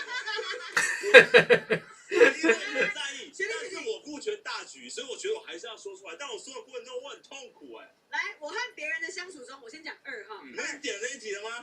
别人会从我这里寻求安慰和温暖，我也很希望。你们已经选完刚刚那一题嘞。来我对别人的想法。你已经选了刚刚那一题了。没有靠这个城市设计的问题，屁，他没有时间限制，好不好？点了就不能再回头了。抱歉喽哈。我下午试过，他没有办法回头。你把我麦克风都敲歪了，真是。他设计上是这样子的，我跟你讲，他设计上没有办法。我真的是不应该说我自己要重做一次啊。来，你和别人的相处中，1你对别人的想法和点子更感兴趣，对别人的情感和情绪则不那么敏感。2别人会从我这里寻求安慰和温暖，我也很希望助对方一臂之力。这两个观点是什么？这两个观点是什么？就是你一个是不管别人的感觉到底是什么，另外一个是比较会关注别人的感觉，然后也很想要去帮助对方，助别人一臂之力，这样。你现在在挽回他的血是不是？没有，我现在觉得 HP 加10，没有，我现在想他的血已经快没了。这题要让他自己做选择，因为我们来做都不公平。哦，对啊，对啊。你觉得是哪一个？刚刚我们来做都是公平的嘛？你不可以给我关掉网页哦。你不可以全部给我快速重点哦。不行吧？我觉得1完全不可能啊！我其实超级对啊，所以我们超级认同是敏感人2啊。家的情绪啊。对啊，对啊。但是我又觉得好2吗？是2还是1？靠背好1啊2。没关系，错一题无所谓。我人生只有这两个选项哦。我人生只有这两个选项哦。没有加成扣分呐，放心啦。来表达自己的时候，啊，我不喜欢过多表露自己的情感。2，在我自己的需求中，我有时会难以启齿，特别是和别人的需求相冲突的时候，我可能会牺牲自己。我没有很表达自己的情感啊。不是我当然不是说现在啊，现在我们在。你以为我当你们真的线上有900多个人啊？我假设你们都不在的，我以为只有我们3个泡茶聊天。现在有1066。1060。1吧。11是什么？2又是什么？你不会，你在，我好害怕。是什么？救我！还是我来念。然后一是什么？我觉得你一是什么？离他太近，他大手一挥就完。一是什么？我不喜欢过多表露自己的情感，在表达平常的时候。平常我真的是这样。一了。平常我真的是这样。我们认同，我们认同。来，对我来说，什么是公平？完蛋了，这题。他妈，这世界就是不公平！你要讲这个吗？来，你自己也这样觉得吧？来，公平就是所有人一刀切，每个人都用同一个原则和方法来对待。2，公平就是用不同的方式来对待不同的人，因为每一个人都是特别的，情况也有不同。富人税还不给我收起来哈！请问一下，可以开一台500万、1000万跑车停在路边红线上面，他罚他500块、1000块，他那种辛辛苦苦赚钱的，好不容易只是下去送个餐，然后就被开单一样的钱，合理吗？我们认同了。我们认同，你选好，选好了。对 ，OK， 下一题。表达的时候，什么对我更重要？情绪吧。效果，情绪吧。效果。来喽，1，坦诚比圆融更重要。坦诚了哦。2，圆融。圆融比真实更重要，没必要为了表达一个观点而伤了和气嘛。1 ，OK， 好，来下一题。没有，我觉得圆融这件事情有分等程度，有些事情就是不能圆融，有些事情你该讲就是要讲，对吧？来，吃饭的东西就可以圆融，没关系嘛。吃饭，对，就是吃什么就圆融一点没有关系。对啊，我都会说对，但其他事情就不能圆融。OK， 我如何看待批评？反向诱导。1，在批评他人的时候，我从不犹豫，我觉得这是建设性的意见，这有利于他人的进步和成长。2，批评别人会伤害他人的感情，即使一定要说，我也会用很委婉的方式。问我们准吗？我们之间一定要直接一点吧。可是我们对别人的时候呢？一。那我导播给指示，导播应该给指示。我确定一下，如果我是说真的，如果这个人设很成功的话，我就用下去了。我告诉你们，达康频道以后我可以 OK。连观众都可以加入当然是一啦 OK 哦。1089有用，至少成长了30-40个人有用。太辛苦了吧？来，活成这个样子。在他人眼中，我是1，想法坚定的，我不太在意别人怎么想。2，善良友好的，我很在意别人怎么想。我很在意别人为什么不像我这么想。1吧。OK， 观众已经刷一票了。16型人格有独裁者这吗？现在有1千个1在上面。你们这些人不要1好不好？你们可以放弃测验吧。你们就是 ABCD 现在 B 啊，绝对1。你们更没有在乎考几分吧？终于这出来是我的决定我的答案是什么？来，重点来了。已经很接近刚刚的，真的。我听从1，大脑的指挥；2，情感的需求。看什么时候啊？你2的时候呢？非做爱的时候。非做爱的时候。那是大脑啊。你做爱也是大脑，那1。没有别的，连做爱的时候都是大脑是1的吗？那绝对是1了，没有别的了。这题真的是1，他的话真的是1。我到底是多没血没泪？该做了吧？而且我觉得大家很过分，大家所有人都刷2一篇，情绪化的废物这样子。你看，根本两边都可以骂人嘛，大脑和情绪都可以啊。来，我更喜欢1，吸收更多信息之后再做决定。我喜欢留有余地，事情刚开始的时候我会非常兴奋。1啦。2，迅速做出决定和完成事情，不喜欢问题悬而未决，事情完成后我才舒心。2啦。哪一个啊？这个逻辑对吗？人有这么可以盖分的吗？2啦。只有刚刚那男女那一题才是正确的问题吧？但这一题真的很难呐。对啦。2啦。因为我真的舒心啊，我觉得舒心这件事情很重要。哦，所以你不会兴奋，你会舒心。不是第一个，比起兴奋，他更会悬而未决啦。对，就是我不要那个感觉。OK， 好，了解。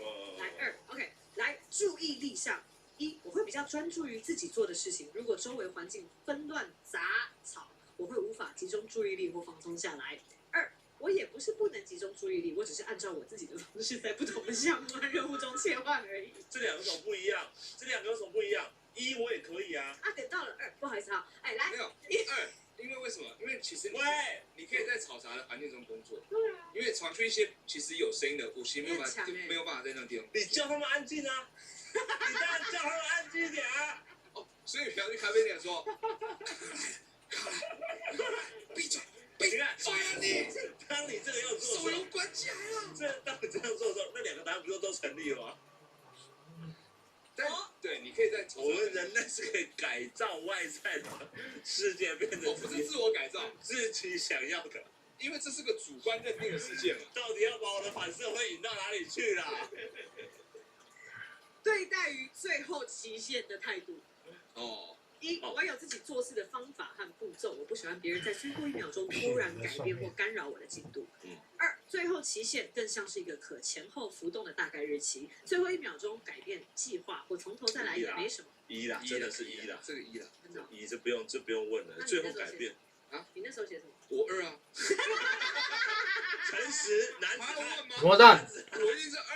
你要怎么比 ？HB 哦。你说2个指导者，这样不会有问题啊。食物保存其实对我来说都参考了，写稿当然也是啊，开玩笑。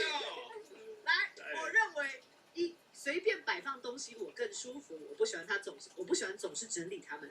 2，每个东西都应该各有其味。2啦，你进来我家脱鞋子，你试试看，你放放看，你没有先问我放哪里，你放放看。我跟你讲，8号到15号鞋子都有位置可以放的，我就是放8号半那个位置。真的不用这么严重好吗？来做事情的时候，我喜欢早早的做好准备，甚至在截稿日期到来之前就完成它们。就1了吧？那你那时候是选2是什么？哎还需要看吗？根本没做完。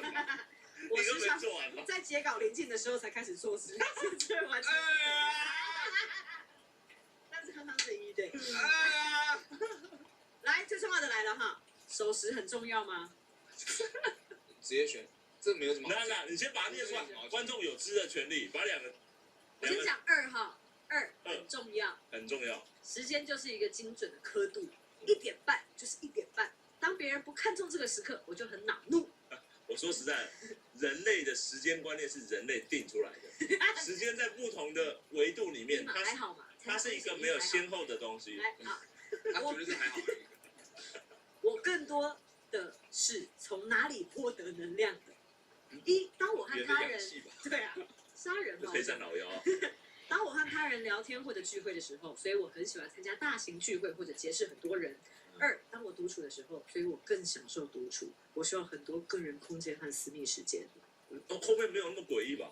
为什么要这种方式讲啊？2啊，为什么要把它变成一个杀人魔的感觉啊？明明他描述的超中性的，好不好？你会在火炉旁边，然后边磨刀，然后哼。为什么要磨刀？我觉得玛丽玛丽一点不行吗？我享受这个。OK， 好，接下来。我喜欢做计划吗？1，喜欢，而且会坚定不移地按照计划进行。没有了计划，我就感觉不安。2，不是特别喜欢，我享受不期而遇的感觉。看哪一种事情吧。工作的话，应该都1吧。感情很难。做爱的话吗？要计划中，对不对？我觉得可能要有很详细的计划。那就是1了。因为我连做爱，我一切都是以做爱来停顿。大脑啊，对，大1了。私人空间吗？你们没有用在那个 Google Sketchbook？通常是想要小孩的时候才会这样子。排卵期什么时候一定要做这样？没有，我有观察我每个季节的兽性不同啊。这个季节我应该，你可能观测月亮会快一点。月圆咯，做哦。月亮好大，我可以做了吧？ OK， OK， 接下来这题其实前面也有相似的题目。私人空间里面，一我喜欢井然有序的生活方式，有的人可能会说我过于有条理；二我会丢三落四，别人可能会觉得我家和我办公室空间比较混乱。都有嘛，都有啊没。有，在家里的话是对一，出门就会丢三落四，对，所以他问的是在家里，哦，他问是在家里吗？私人空间里私人空间嘛对，一嘛。一，但出门就开始丢三落四。对。OK， 来对待工作和会不会在你家演出的时候最不会忘词的时候，哎，最井然他最有序的时候？谨慎的，对。我跟你讲，最厉害的是我一个人背词的时候最爽。前面刚刚全部我们有选错了，我一个人背词的时候很爽。这就是问题所在啊！你不能接受旁边搭档讲话，对你来说是个干扰哎，好可怕。来对待工作和娱乐。一，我喜欢先工作完再休息娱乐。二，在工作进行时，我也能够好好的放松和娱乐，甚至会把休闲娱乐放在工作之前。一吧，一啦，我真的是我人生课题啊。都快无法娱乐了。出现最后结果，跟你刚刚提的完全不一样。屁啦，明明很多很接近。告诉你，你少来啊！有部分屁啦，一模一样，对不对？ IS 型人格，你叫做 INTJ 专家，啊，变了，为什么降级了？你0%的部分跟我一样是感知，啊？感知不到，怎么会这样呢？感知不到。好，我要来解释一下哈，专家追求卓越与独特。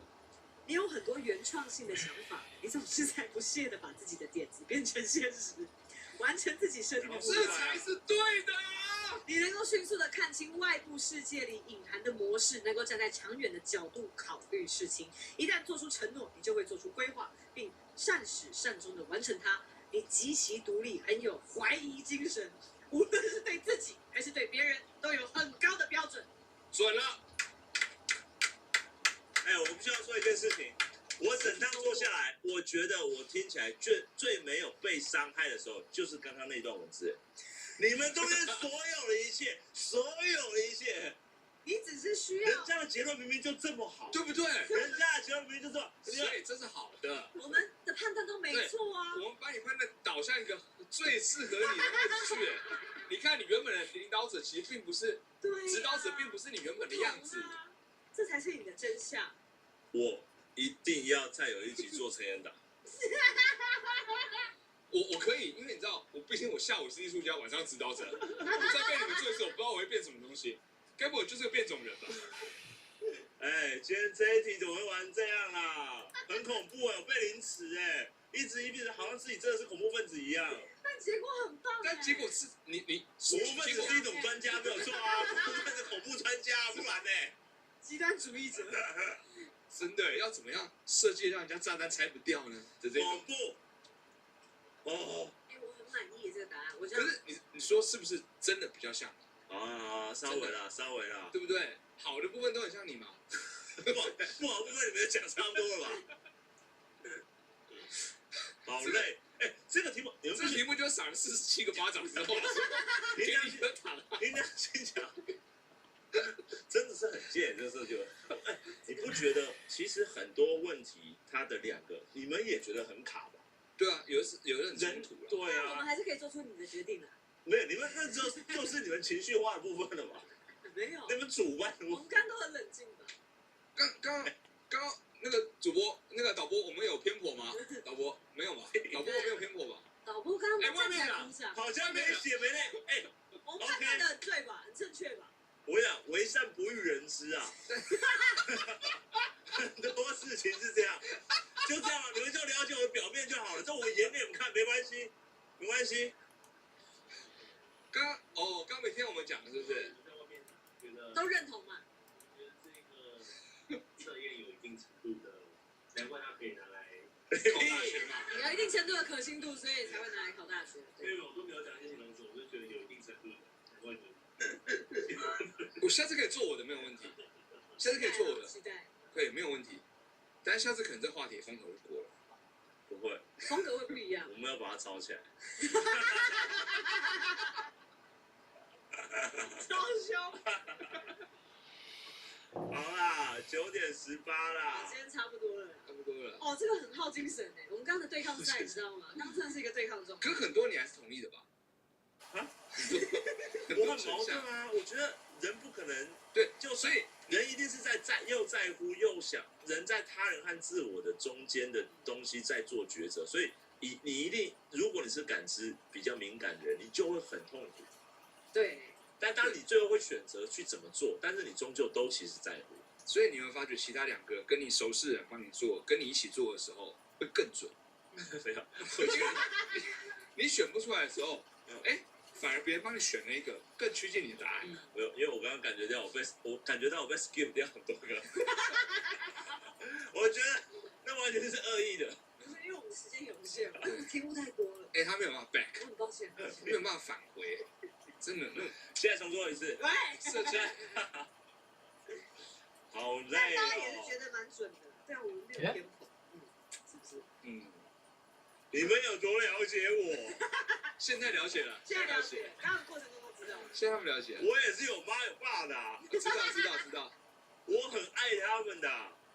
但人都是复杂，以及还是会在成长的啦，可能以后又会是不一样的结果嘛。说不定你明天早上做就不一样结果。对啊，我还要成长，你明天早上说不定变哲学家我的。怪物都这么大了，我还要成长。天马医生，你不要看我，我身体的怪物。你身体里面怪物可能比你的现实还要大了。没有那么夸张。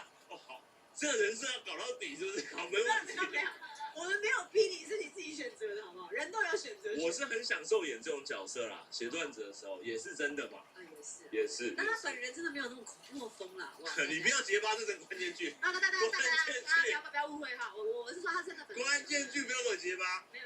我今天好累哦。都是演的哦，我心现在都是破破洞洞的，都是演的哦，都是演的哦。这么可爱。你竟然说服大家都是演的，眼神不要有一种，我说的是假话，我努力说的很真，都是演的哦。你们千万不要有一种。没有。我今天好累哦。都是演的哦，我心现在都是破破洞洞的，都是演的哦，都是演的哦。这么可爱。你竟然说服大家都是演的，眼神不要有一种，我说的是假话，我努力说的很真，都是演的哦。你们千万不要相信哦。爸爸，没有人威胁我说这些话哦。你是被绑架的一个人，啊去跟家说我这边没事，这样屁股歪掉这，边很安全，没有人拿着爸爸妈妈在后面作画的照片跟我说。没有危机。好啦，怎么办？好久哦，对啊。好累哦。但是大家看得满意啊。对啊，大家开心接受，也接受这个最后的答案，这个很棒。现在是公审别人，是不是？等一下，为什么会是这个结论？现在是在公审的角度。好了，下次可以我没问题啦。对，下次我们来换阿达测试一下，看人家怕被大家领但是先。下次我们说不定有更有趣的事情要做，也不一定。听起来涩涩的，我不知道为什么。我讲出来就涩涩的，那就真的是涩涩的咯。是色的强度太高了。哦，我今天睡不着吧？你不满意这个答案呢？我不满意刚刚的过程。我觉得刚刚的过程，我是说那个过程我们现在哈，给你20分钟在这里一个人，你去跟观众。没有啊。我要做的事情绝对不是在做一下，我要做的事情是打去，他有没有留什么服务电话？不要这样，不要这样。这个 APP 这有没有？种免费 APP 不会有客服电话，好不好？还要打过去问他说：“你们这个那个哪一题，这不准吧？”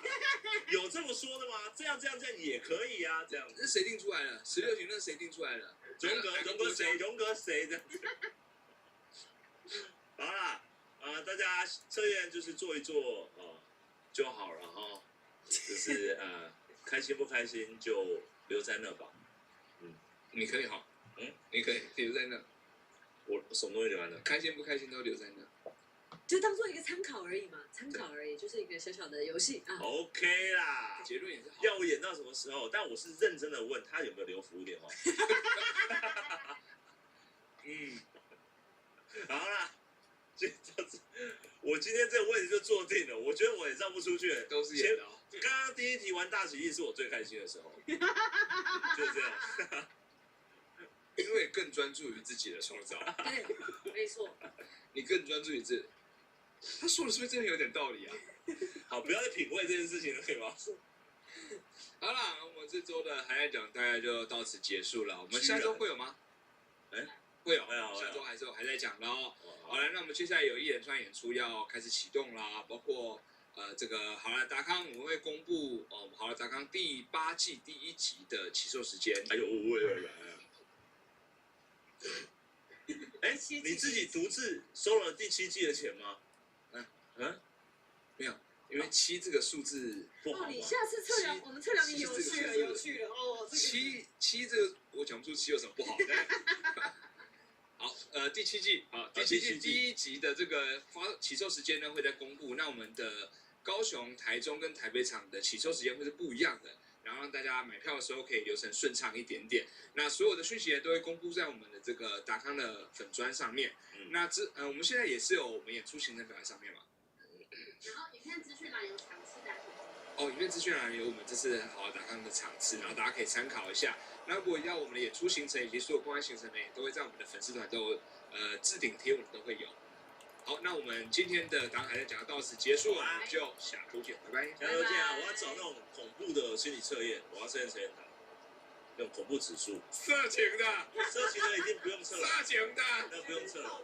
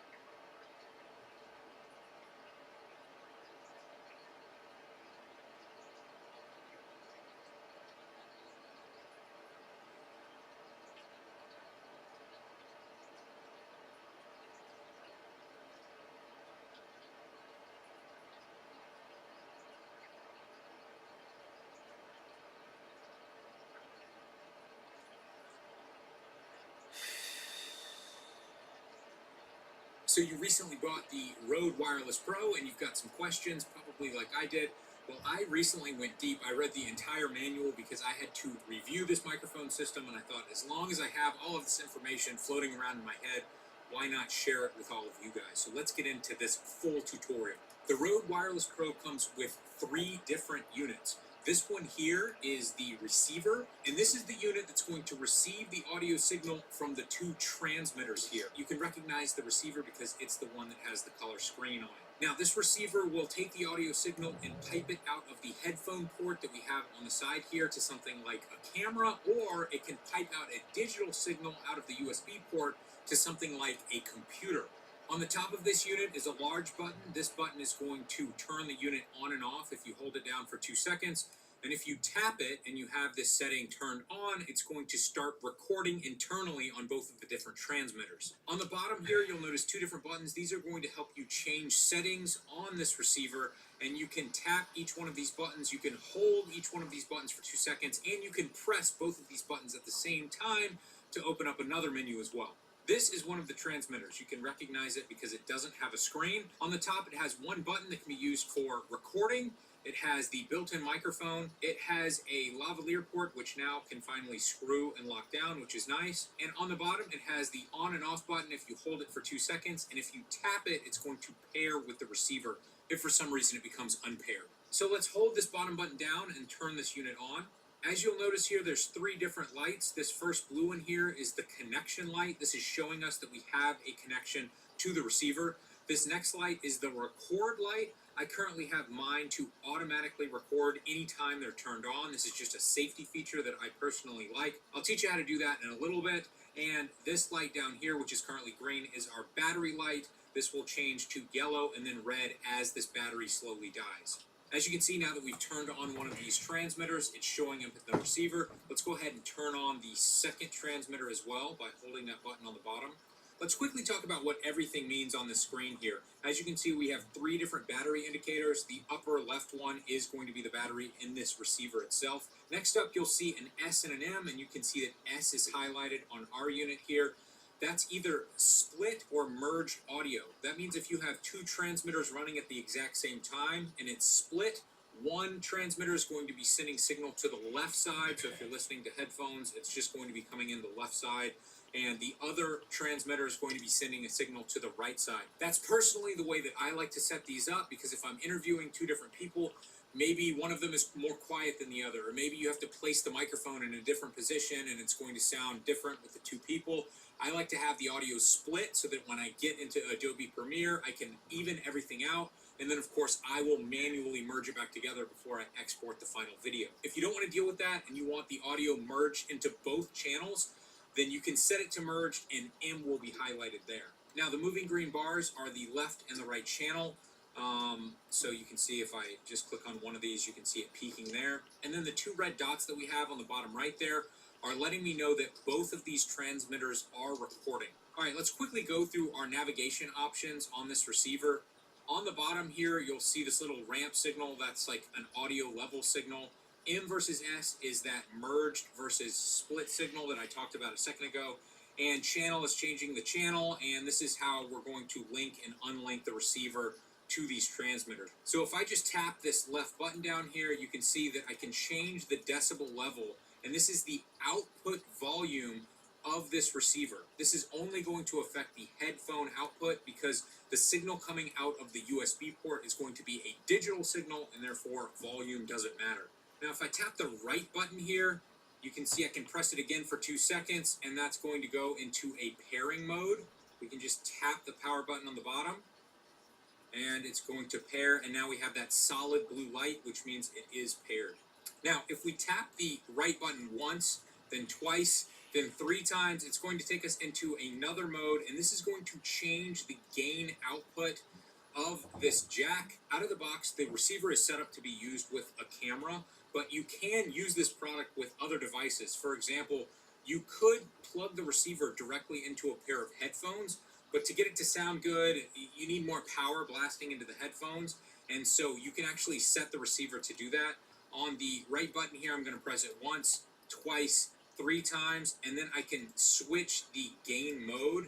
And as you can see, we've got manual setting, camera setting, headphones with a microphone, and then back to that original menu. For most people, you can set the gain mode to just that camera setting, and that is what Rode thinks is best. I believe that's around negative 12 dB. And now, when we're in that setting, if we click the left button here, you'll see that it's just going to show us that it's set to that default Rode setting. It's not going to let you manually change it. This video is sponsored by Click-a-Snap, which is a brand new social media platform.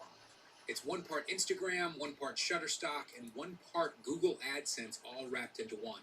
The most unique element of Click-a-Snap is that you get paid up to $9 for every 1,000 views your images get, which is honestly much more than we get paid on YouTube. And if you want, you can choose to sell your photos on the platform as well. Unlike every other social media platform, with Click-a-Snap, you don't have to give up your image rights, you don't have to figure out how to game some algorithm, and there's no data harvesting or selling to third-party entities. If you're a photographer looking for a new way to display your work while also making money, join Click-a-Snap in the link below. All right, let's quickly look at some of the accessories that come in the box. First of all, let's look at these 2 lavalier microphones. So it comes with these clips, and the way these clips work is the microphone fits in the larger clip, and then you can make a loop that holds the cable like this.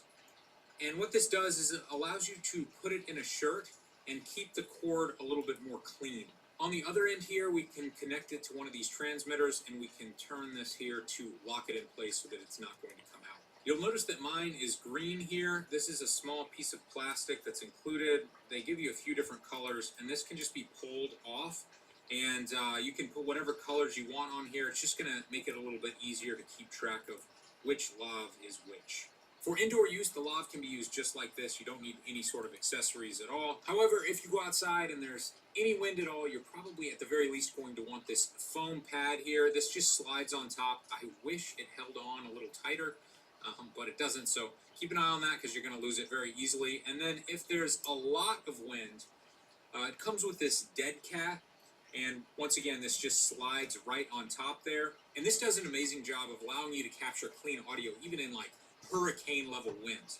In the box, you'll also notice other types of dead cats. These dead cats are made to fit on the transmitters directly here, and these press straight down, and then you can rotate them and lock them in place. I actually like this far better than this style that will easily fall off.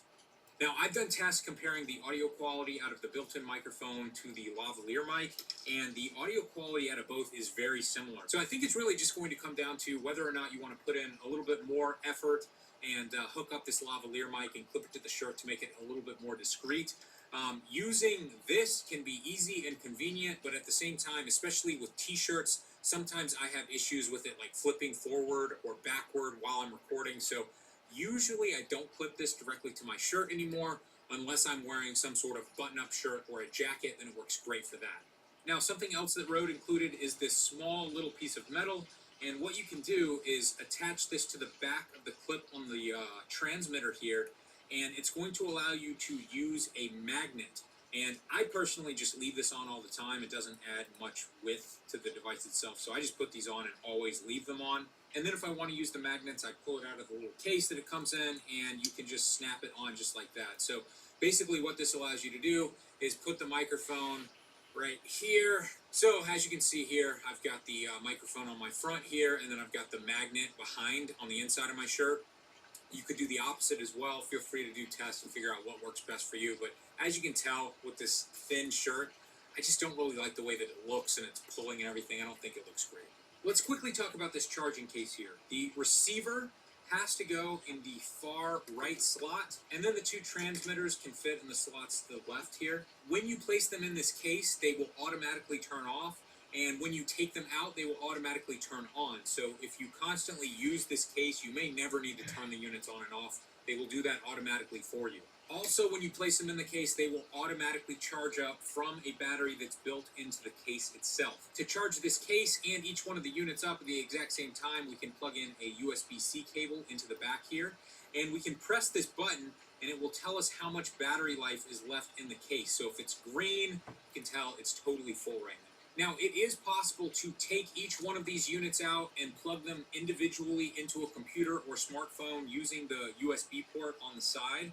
However, I find it much more convenient to put them all in the case and then plug the entire case into a computer or smartphone, and then everything will connect all at once. In the box, Rode gives us 3 different cables: a thick USB-C to USB-C cable, a thin USB-C to USB-C cable, and a thin USB-C to Lightning cable.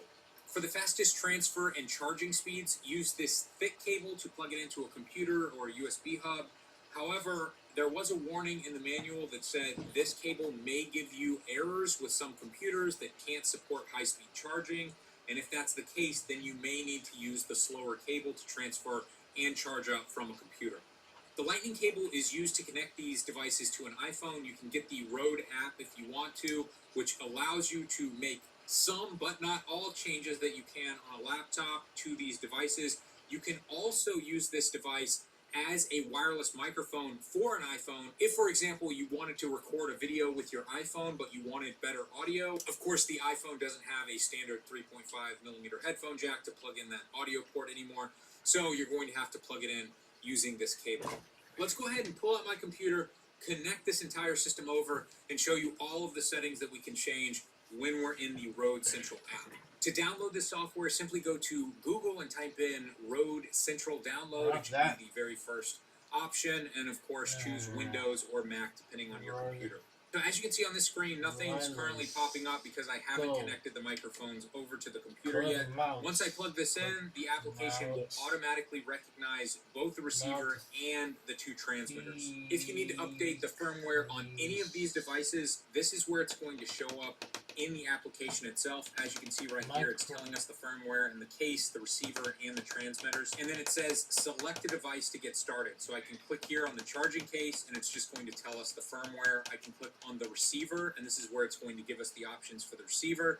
I can click on each one of the transmitters, and it's going to give me all of the recordings here, and this is going to allow us to download the highest resolution 32-bit float files. So if for any reason while you're using these devices, if maybe you lose connection and you get static, or maybe you get clipped audio and it sounds bad, you can come in here and you can find the audio based on the time of day, and then you can choose the different settings. Personally, I like choosing 32-bit float. This just gives you the most possible latitude when it comes to editing or fixing the audio. And then you can click export, and it's going to pull the recorded file off of this unit. Now, to change the actual settings on the transmitter, there's this small little cog down here. It took me forever to find this. And once you click here, it's going to take you into the options menu. Let's go back up to the receiver here and go through each one of these menu options. I'll tell you what they all are. Now, here we can choose merged or split audio. We talked about that earlier. Now, you'll also see a safety channel here, and that's going to be a merged channel. So everything's going to be coming in on both sides, but the left is going to be louder than the right, or vice versa. It doesn't really matter. Basically, it's going to save you from clipped audio that's being recorded into the camera.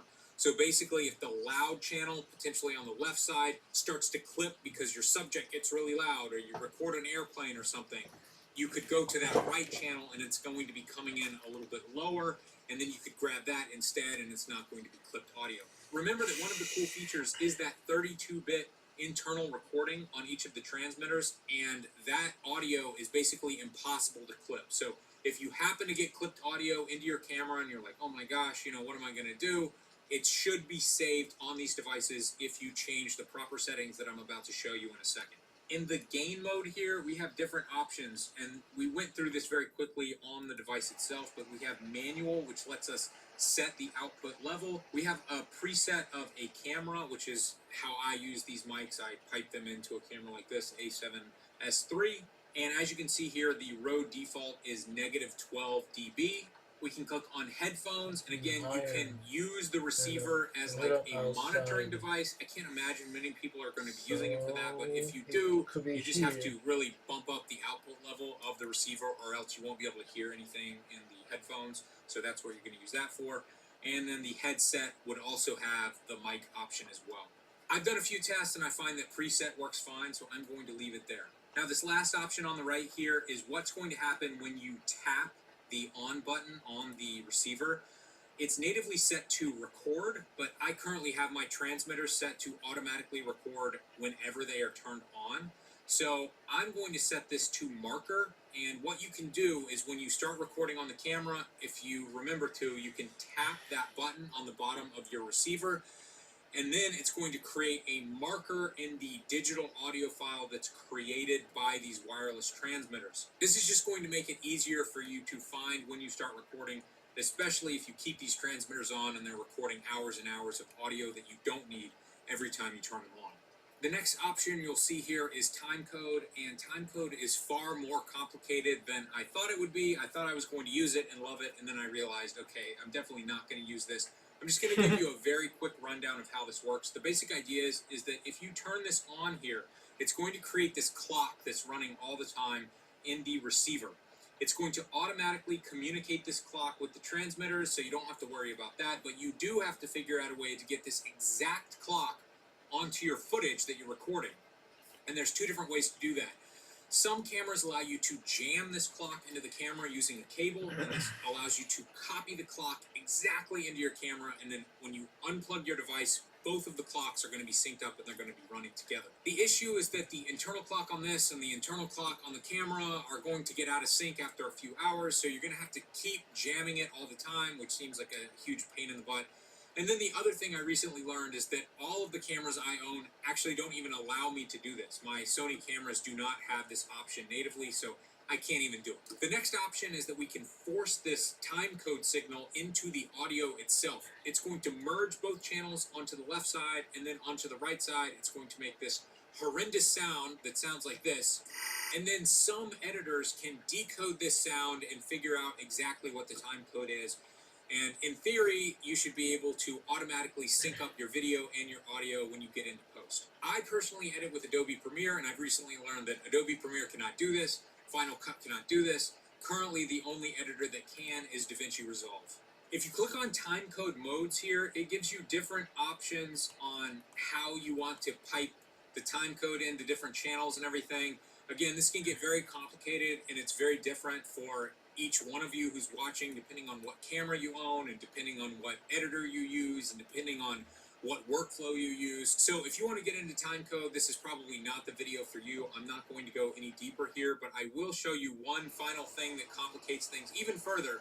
To make this work, you have to set your frame rate exactly the same in the microphones and in the camera. So you can see frame rate here. There's different options. We have, drop frames, without drop frames, and almost every shoot that I do, I'm jumping between 23.976 and 60 frames per second to get slow-mo. And I don't even see the 59.99 whatever option here. And the only way to change this frame rate is by plugging it into a phone and using the app, or plugging it into a computer. So literally every time I'd be shooting slow-mo, I'd have to remember to do that. It's just way too complicated for me personally.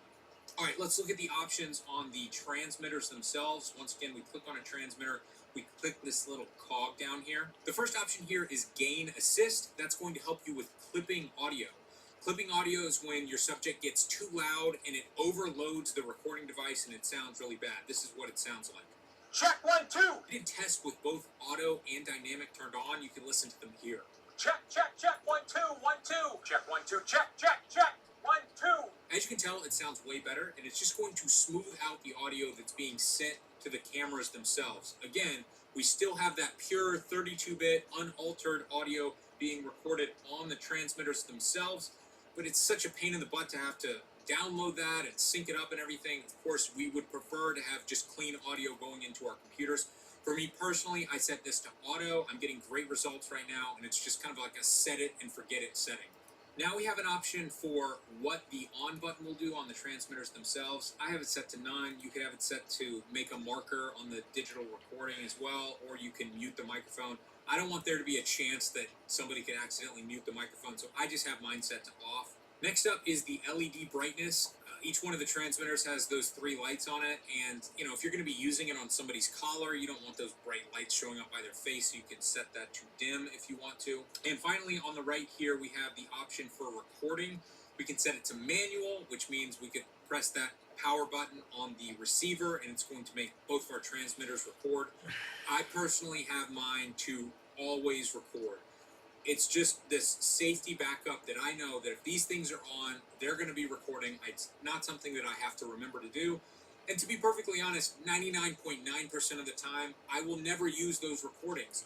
But I don't have to. It's just this peace of mind to know that it's this backup in case I do something wrong. Once the internal memory fills up, it's going to automatically start deleting the oldest recording, so you really don't have to worry about it.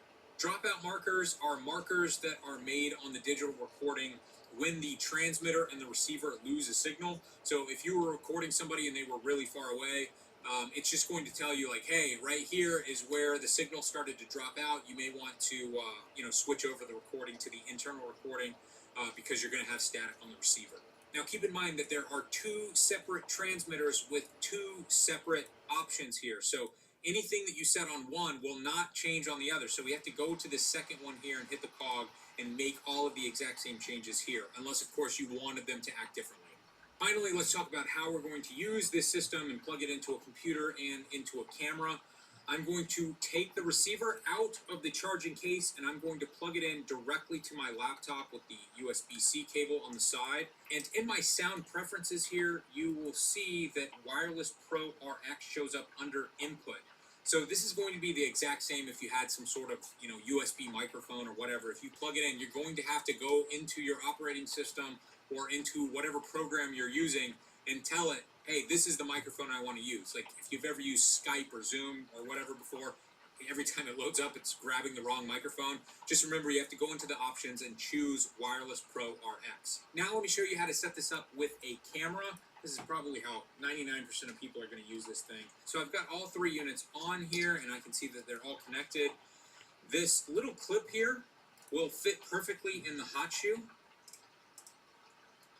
And we're going to plug in the headphone jack to the side here, and then we need to find the mic port on the side of the camera.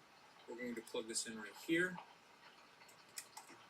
And now you'll see that we have audio signal coming into the left side with this one, and the right side with this one. It's very important that you set your audio levels properly on both the Rode system and your camera before you start using this. This is probably something you'll only have to do once, but it's very important because if you set it too low, you might be able to recover it in post, but you're going to have a really hard time hearing it with headphones on if you plug headphones into your camera so that you can monitor your audio. And if you set it too high, you're going to have an issue of your audio clipping in the camera. And the only way to fix that is to download the 32-bit recordings from each of the transmitters and then sync them up later. It's just a pain in the butt. So the goal is to get our audio coming in perfectly into the camera. What I like to do is hold this at chest height, and then I just start looking at this audio signal on the camera itself here, and then I can get really loud. Check, check, check, check, check. And it's starting to hit relatively high. This isn't too bad here, but I could come into the menu, and I can find my audio settings here. And in this camera, it's called audio record level. And you can see I can just change these levels. In most cases for cameras, the lower the better. If you start boosting this up really high, it might introduce hissing into your audio. So you can just figure out a level that looks good. Check, check, check, check, check. When somebody gets really loud, check, check, check. Level 1.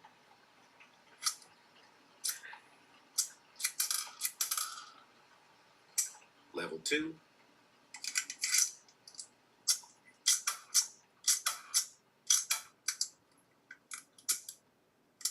Level 3.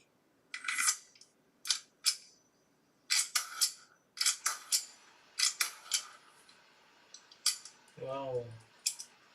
Level 1. I just don't want it to be hitting the in there because that's warning me that it's clipping. As I'm talking naturally here, you can see this is hitting right around the middle of our range, which is perfect. So I think that's good. 为了顺利混上编制，这只老鹰竟然装傻冲浪了2年半，每天训练超过1小时就喊累。不但如此，这家伙刮风下雨不训练，气温太高不出门，就连围观的人多一点他都不干。更让饲养员无语的是，作为翱翔天空的霸主，这只堕落的老鹰居然表示自己恐高不会飞。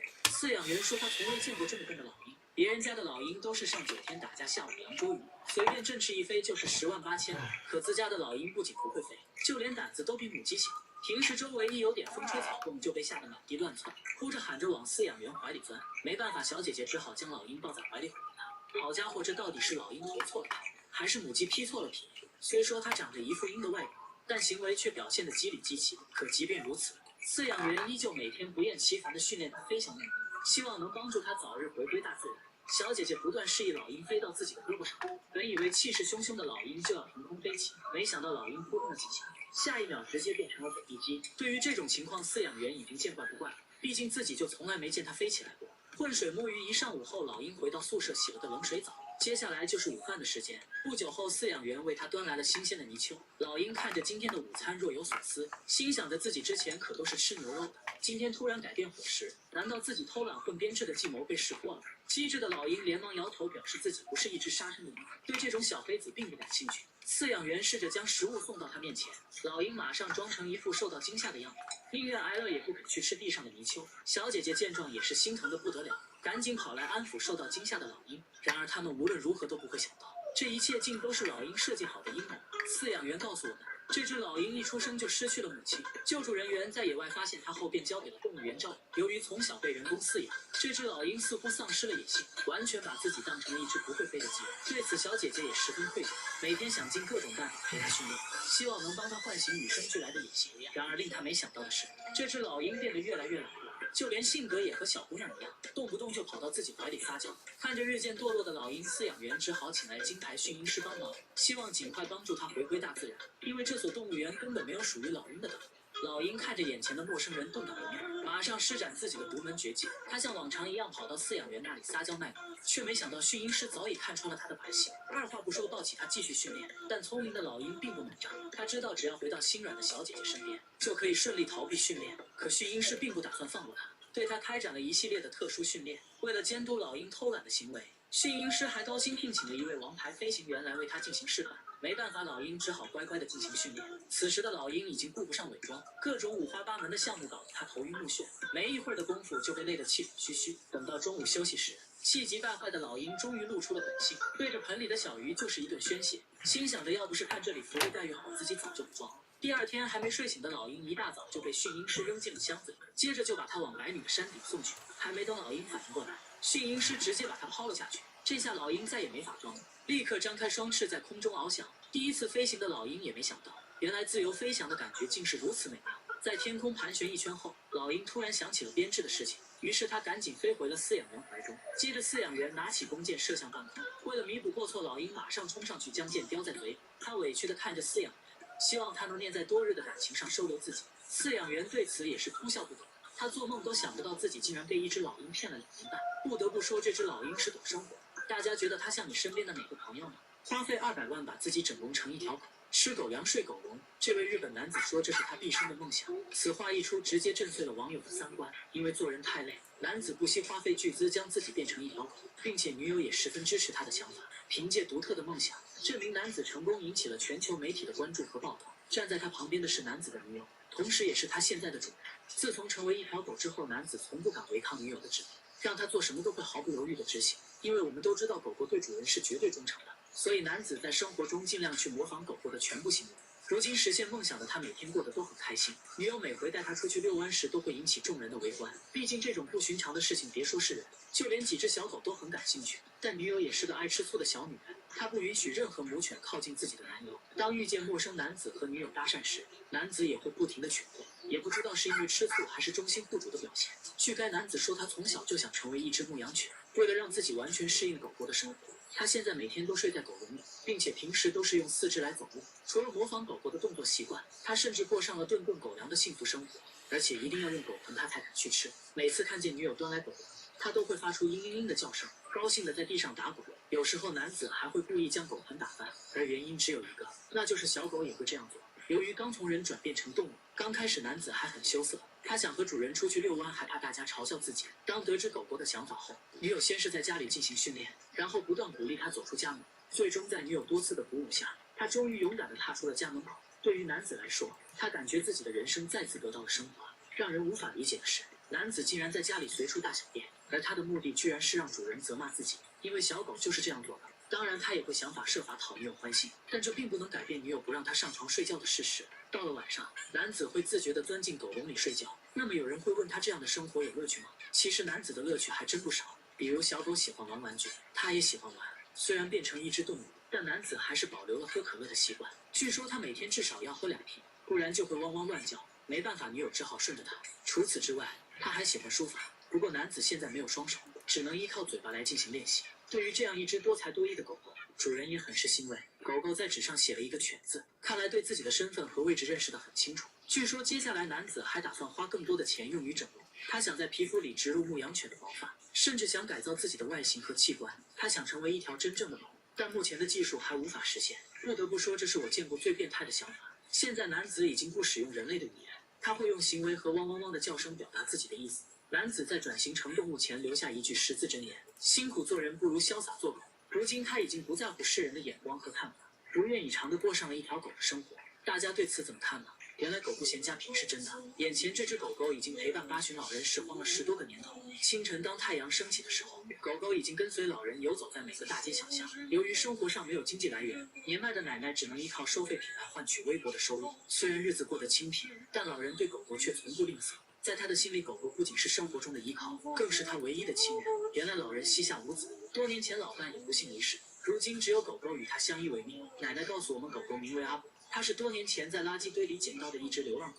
自从被老人收养后，阿布已经跟随奶奶捡了11年的废品。虽然没有锦衣玉食的生活，但狗狗的脸上却时刻洋溢着幸福的微笑。当奶奶上门收废品时，阿布就乖乖地守在小车旁边，知道奶奶的生活不容易，所以懂事的阿布也从不给老人增添不必要的麻烦。随着时光的流逝，老人的步伐也越走越慢。每次发现奶奶没有跟上来，阿布都会主动停下来等着老人，直到奶奶跟上来后，他才会继续往前走。老人发现最近狗狗走路总是一瘸一拐的，看着可怜的阿布老人的心里五味杂陈。夜里他翻来覆去睡不着觉，最终决定拿出为数不多的积蓄带阿布来宠物医院看病。因为是第一次来宠物医院，老人不断询问着不知所云的问题。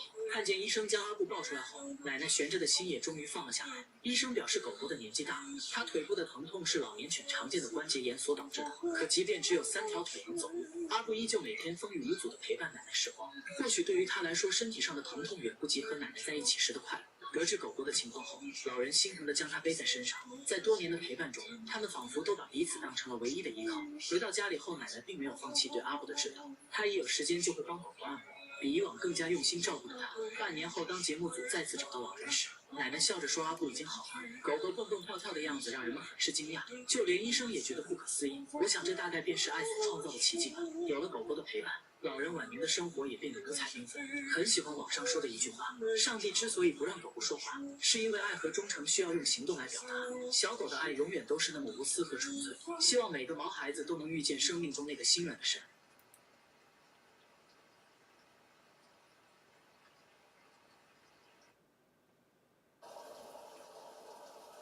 就是我，真的不标准哦。当画一个人的画像变那样子的时候，你真会觉得这个人不行。你看大家听阿达这样讲，是不是超想看的？好，下次好不好？我们下次来画给大家看，好吗？现在反正你画是不是有1000人了？快点！到底有多想要等到1000才开始啊？你有多不想开始？我们现在是在直播带货，是不是？对。直播带货，阿达画的画。大约1我们就打7折，好不好？我画真的很烂啊！大家之前应该有人有看过，应该在一些节目上面有画过。我们有玩过画画接龙。没有，你没有认真画过。我画的超认真。我到现在都还记得那个画画接龙，他画第一笔就是他画了一个非常不知道是什么的星星，就是那种星星，天空的星星，丑翻，但是很有个性。那如果你画你以前暗恋的对象，我觉得我会破坏我自己脑中的回忆。好像我是说，当初你在写情书的时候，会想要画一个他的就是侧面，会不会画的比较用心，就会画的比较好一点？我会觉得我果然是凭实力单身。凭实力还有，凭我的绘画实力单身没有错。大家还记得三小画家对啊，三小画家就画过啦。他咋画的是灵魂？没有错，我画的灵魂，大家的灵魂都蛮扭曲的。只是大家内心最黑暗的深渊，就是我的画。但小时候画画的时候，的确是老师会教的比较系统化，就限制你怎么画嘛。对啊，而且会要求你画满。这件事情我一直很在意。你说整张都涂黑这样？好黑暗。那个是什么心理治疗？要看一下心理专家，我觉得会有那种。但也是一种个性，对。老师会把你笔拿过来，黑，不要这样。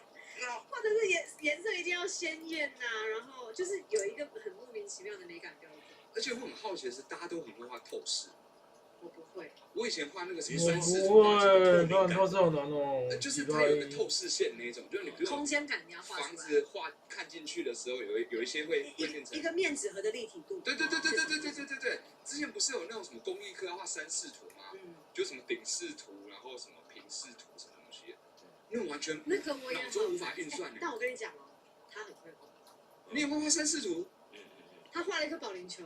上面还有段子。保龄球他妈有什么3视图啊？保龄球立体度很难，还有3个段子在上面，画超好。那叫做3指图，不叫3视图吧？没有，就是立体感是要就是用线条，还有一些就是你少来。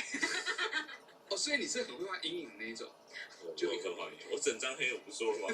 那不是阴影好吗？那就是整张黑而已好吗？那是我看出去的世界啊。好恐怖。你的视力还好？你的视力还好吗？我越来越想看你们画画了。老师就今天画的是这个美丽的少女。还是下次我们就来直播画素描。好难那种最传统的那种，我们没有一个人台，我们就画一个人台。完蛋了，绝对完蛋了。那个人台都会恨我们。那个人台画起来会长什么样子？小时候都会画静物画嘛。对啊，就是老师会放题目在那边给你画。一个人头。对，人头也是有骷髅头。骷髅头，你是医学院吗？还在流血的那种吗？没有，不是那种刚斩首的时候。对不起。大家同学，今天保护阿达一族的世界观。但是以前静物画，我现在看我画过什么？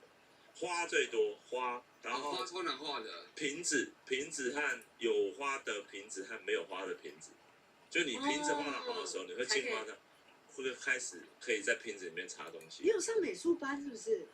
你是美术班的？我是美术班的吗？你是不是有去补习过？当然不是美术班的。那你为什么讲的那个内容好专业？我没有上过这样的课。因为我妈妈有帮我以前送去那个美术，就是私人画室。我会看，我也有真的。然后我美术得丙。我妈把我送到那边画室，然后在那边画什么山水画什么东西的，然后还有送我去写毛笔，然后字变超难看。我真的不知道我妈花那些钱到底为了些什么。但我觉得刚刚感觉你在骂你妈。没有，我只是觉得她花的钱好不值得哦。我学过什么你知道吗？钢琴没学起来，跆拳道我根本踢不高，画画、毛笔、书法。完全没有一样是可以学起来。你妈很努力，她一直在赌她想说那换一个可不可以？我妈一直在试图探索我可以去的领域，但刚好都探索到我不能去的领域。但最后你考上了戏剧系。对，但我小时候没有补戏剧哦，我小时候也没有补搞笑。对，就是方向性上真的是很多不太适合。你小时候都补很多我只有什么算术。我也有啊。那个文式数学啊。对。我们没有。还有钢琴啦，还有芭蕾。你学芭蕾哦？都学了短短一阵子而已。芭蕾学到哪一支舞？天鹅湖。哇，湖吗？你是演湖吗？逆比的那种。我演鸭子啊，我跳鸭子啊。好说你死掉了是不是？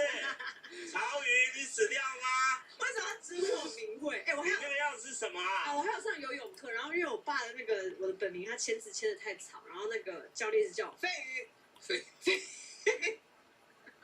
他像什么以前才艺的进修都是这么惨烈啊？你以前小时候会穿那种很紧的那种芭蕾？对啊，还有那个蓬蓬裙啊。我会穿蓬蓬裙。对啊，你会穿那个很紧的丝袜那种？对。Oh my god！ 然后那个脚往后踢可以用脚跟踢到后脑勺。你以前可以？小时候筋都很软啊，大家都可以啊。我踢别人后脑勺踢到后脑勺。我踢别人的。有点感觉哦。对啊，刚刚踢我怎么会呢？同一班的。芭蕾舞复合跆拳道，跆拳芭蕾。老师，这是天鹅一直在啄我的头啊！哦，他的天鹅头是他的脚。好强的诠释方式哦。这样子。